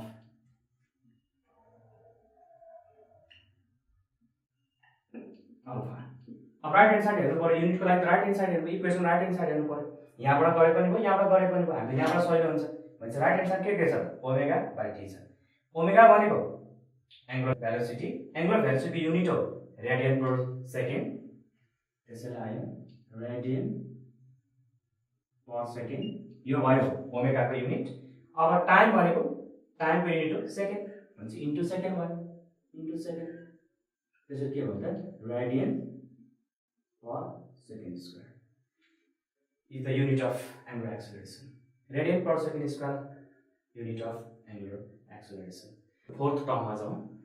fourth term circular मोसनको फोर्थ टर्म, फोर्थ टर्म हो time period T. Time period T भनेको के हो त, अब यो डिफाइन गर्न पनि सर्कल बनाउन सजिलो हुन्छ हामीलाई। यहाँ सर्कल बनाउँछु, यो सर्कलमा एउटा बडी मुभ गरिरहेको छ, कार मुभ गरिरहेको छ। यो सर्कलको सेन्टर ओ भयो, यो इनिशियल पोइन्ट लेट्स से ए भनौँ, इनिशियल एन्टी क्लकवाइजमा मुभ गरिरहेको छ, यसरी यसरी घुमिरहेको छ। टाइम पिरियड भनेको के हो त, कुनै पनि बडी सर्कलमा मुभ भइरहेको छ भने टाइम पिरियड भन्ने प्यारामिटरले के डिफाइन गर्छ त, के बुझाउँछ त भन्दाखेरि यो सर्कलमा बडी स्टार्ट भयो ए पोइन्टबाट, यसरी घुम्दै घुम्दै घुम्दै घुम्दै घुम्दै घुम्दै घुम्दै घुम्दै घुम्दै यो कहाँ आइपुग्यो, फेरि ए पोइन्टमा आइपुग्यो भने कति टाइम लाग्यो त। ए पोइन्टबाट घुमेर फेरि त्यो ए पोइन्ट भनेको इनिशियल पोइन्टबाट घुमेर फेरि त्यो इनिशियल पोइन्टमा आउन कति टाइम लाग्यो त, त्यसलाई भन्छ टाइम पिरियड। भनेको ए पोइन्टबाट ए पोइन्टमा आउनु भनेको त 1 रिभोल्युसन हो, 1 रोटेसन हो, 1 असिलेसन हो, 1 हामी अब यसमा भनौँ न 1 सर्कुलेसन भनौँ हैन, 1 रिभोल्युसन भनौँ। 1 रिभोल्युसन गर्नको लागि, 1 सर्कुलेसन गर्नको लागि कति टाइम लाग्यो त, त्यसलाई नै टाइम पिरियड भन्छ। र त्यसको नोटेसन जहिले पनि क्यापिटल टी हो। यसलाई डिफाइन गरौँ। टाइम पिरियड भनेको time taken by a body to move in circle once, एकचोटि घुम्नलाई। A time taken by a moving body in a circle to make 1 complete circulation, एकचोटि पुरै घुम्नलाई कति टाइम लाग्छ त, त्यसलाई नै टाइम पिरियड भन्छ। र टाइम पिरियडको युनिट यो टाइम नै हो, त्यसैले सेकेन्ड हुन्छ। Unit of time period, unit of time period second नै हुन्छ, किनकि यो टाइम नै हो। अब अगाडिको हाम्रो डेरिभेसनबाट हेर्दै जाँदा अब यसलाई यसरी डिफाइन पनि गर्न सकिन्छ, जस्तो कि एंगुलर वेलोसिटी डेफिनेसनबाट। एंगुलर डेफिनेसन भनेको के हो त, थीटा बाइ टी। मैले अगाडि नै लेखिसकेको छु, एंगुलर वेलोसिटी भनेको थीटा बाइ टी। यो थीटा भनेको एंगुलर डिस्प्लेसमेन्ट, टी भनेको टाइम टेकन। अब एकचोटि पुरै घुम्दा एकचोटि पुरै यसरी घुमेर यहाँ आइपुग्दा कति एङ्गल बनाउँछ भन्दाखेरि यहाँबाट यहाँ पुग्दा 90 बनाउँछ, यहाँबाट यहाँ पुग्दा 180 बनाउँछ, यहाँ पुग्दा 270 बनाउँछ, यहाँ आइपुग्दा 360 बन्छ। भनेको वान कम्प्लिट रोटेसनमा टोटल एङ्गल कति बन्छ 360। 360 भनेको 2 पाइ। त्यसैले एकचोटि पुरै घुम्दा बनेको एङ्गल हो 2 पाइ। यो भनेको 360। एकचोटि पुरै घुम्दाको एङ्गल 2 पाइ अनि एकचोटि पुरै घुम्नलाई कति टाइम लाग्छ भन्दाखेरि टाइम पिरियड। त्यसैले यहाँ टी लेख्नु पर्यो। यो वान कम्प्लिट सर्कुलेसनको एङ्गल यहाँ लेखिसकेपछि यो टी पनि त क्यापिटल टी हुन्छ नि त, किन पुरै घुम्न लागेको टाइमलाई त टी भन्छ नि त। त्यसैले ओमेगा भनेको के हुँदो रहेछ 2 pi by T. So omega equals to 2 pi by T. यस एकदमै फिजिक्समा म्याथमा साह्रै इम्पोर्टेन्ट रिलेसन हो एङ्गुलर भेलोसिटी र टाइम पिरियडको। यो रिलेसनबाट धेरै फर्मुलाहरू, धेरै रिलेसनहरू, धेरै क्यालकुलेसनहरू न्युमेरिकल सल्युसन हुन्छ, यो सम्झिनुपर्छ। त्यसैले टीलाई यता लगे 2 पाइ बाइ ओमेगा यता लगे। This is the relation between time period and angular velocity. अब एङ्गुलर भेलोसिटी हामीलाई थाहा छ भने टाइम पिरियड निकाल्न सकिन्छ, टाइम पिरियड हामीलाई थाहा छ भने एङ्गुलर भेलोसिटी निकाल्न सकिन्छ। किनभने 2 पाइ भनेको त यो कन्भर्सन प्यारामिटर हो, कन्भर्सन फ्याक्टर पनि भन्न सकिन्छ। टाइम पिरियड थाहा छ ओमेगामा लाग्ने, ओमेगा थाहा छ टाइम पिरियडमा लाग्ने, कि 2 पाइ त कन्स्ट्यान्ट हो। पाइको भ्यालु 2 पाइ 22/7 3.14 राउन्ड अफ गरेर लेख्ने हो भने। त्यसैले 2 pi is a conversion factor to change time period into angular velocity or angular velocity into time period. अब यसै गरिकन 5th प्यारामिटरमा जाउँ। म 5th प्यारामिटर लेख्छु, यही लेखेँ 5th प्यारामिटर फ्रिक्वेन्सी एफ। यसको notation F small F. Frequency भनेको के हो त डिफाइन गरौँ फ्रिक्वेन्सीलाई फर्स्टमा, त्यसपछि यसको पनि फर्मुला लेखौँला। फ्रिक्वेन्सी भनेको के हो त 1 सेकेन्डको टाइममा कतिचोटि रिभोल्युसन गर्छ त, कतिचोटि सर्कुलेसन गर्छ त, द्याट्स कल्ड फ्रिक्वेन्सी। जस्तो कि 1 सेकेन्डमा एकचोटि पुरै हुन्छ फ्रिक्वेन्सी 1, 1 सेकेन्डमा 2 चोटि घुम्छ फ्रिक्वेन्सी 2, 1 सेकेन्डमा 3 चोटि कम्प्लिट हुन्छ फ्रिक्वेन्सी 3।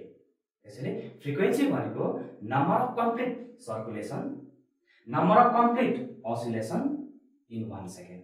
1 सेकेन्डमा कतिचोटि घुम्छ, कति टाइम्स घुम्छ वरिपरि, त्यसलाई हामी फ्रिक्वेन्सी भन्छौँ। त्यसैले फ्रिक्वेन्सीको डेफिनेसन फेरि पनि भने the number of complete circulation or number of complete oscillation or number of complete vibration in 1 second. But in case of circular motion, the number of complete circulation in 1 second is called the frequency. अब mathematically भन्ने हो भने frequency को definition अर्को पनि छ mathematically. Frequency and time period are reciprocal to each other. So we can make now the formula of frequency. How? Look. Because frequency and the time period are reciprocal to each other. So we can write frequency F reciprocal to time each other. That means time period T, that is F 1 by T. This is the relation between frequency and time period. यो frequency time पिरियडको रिलेसनबाट अब हामीले फ्रिक्वेन्सीको unit पनि निकाल्न सक्ने भयौँ। किनभने time पिरियडको unit second छ भने अब फ्रिक्वेन्सी युनिट पनि आउँछ। फ्रिक्वेन्सीको युनिट हो युनिट अफ फ्रिक्वेन्सी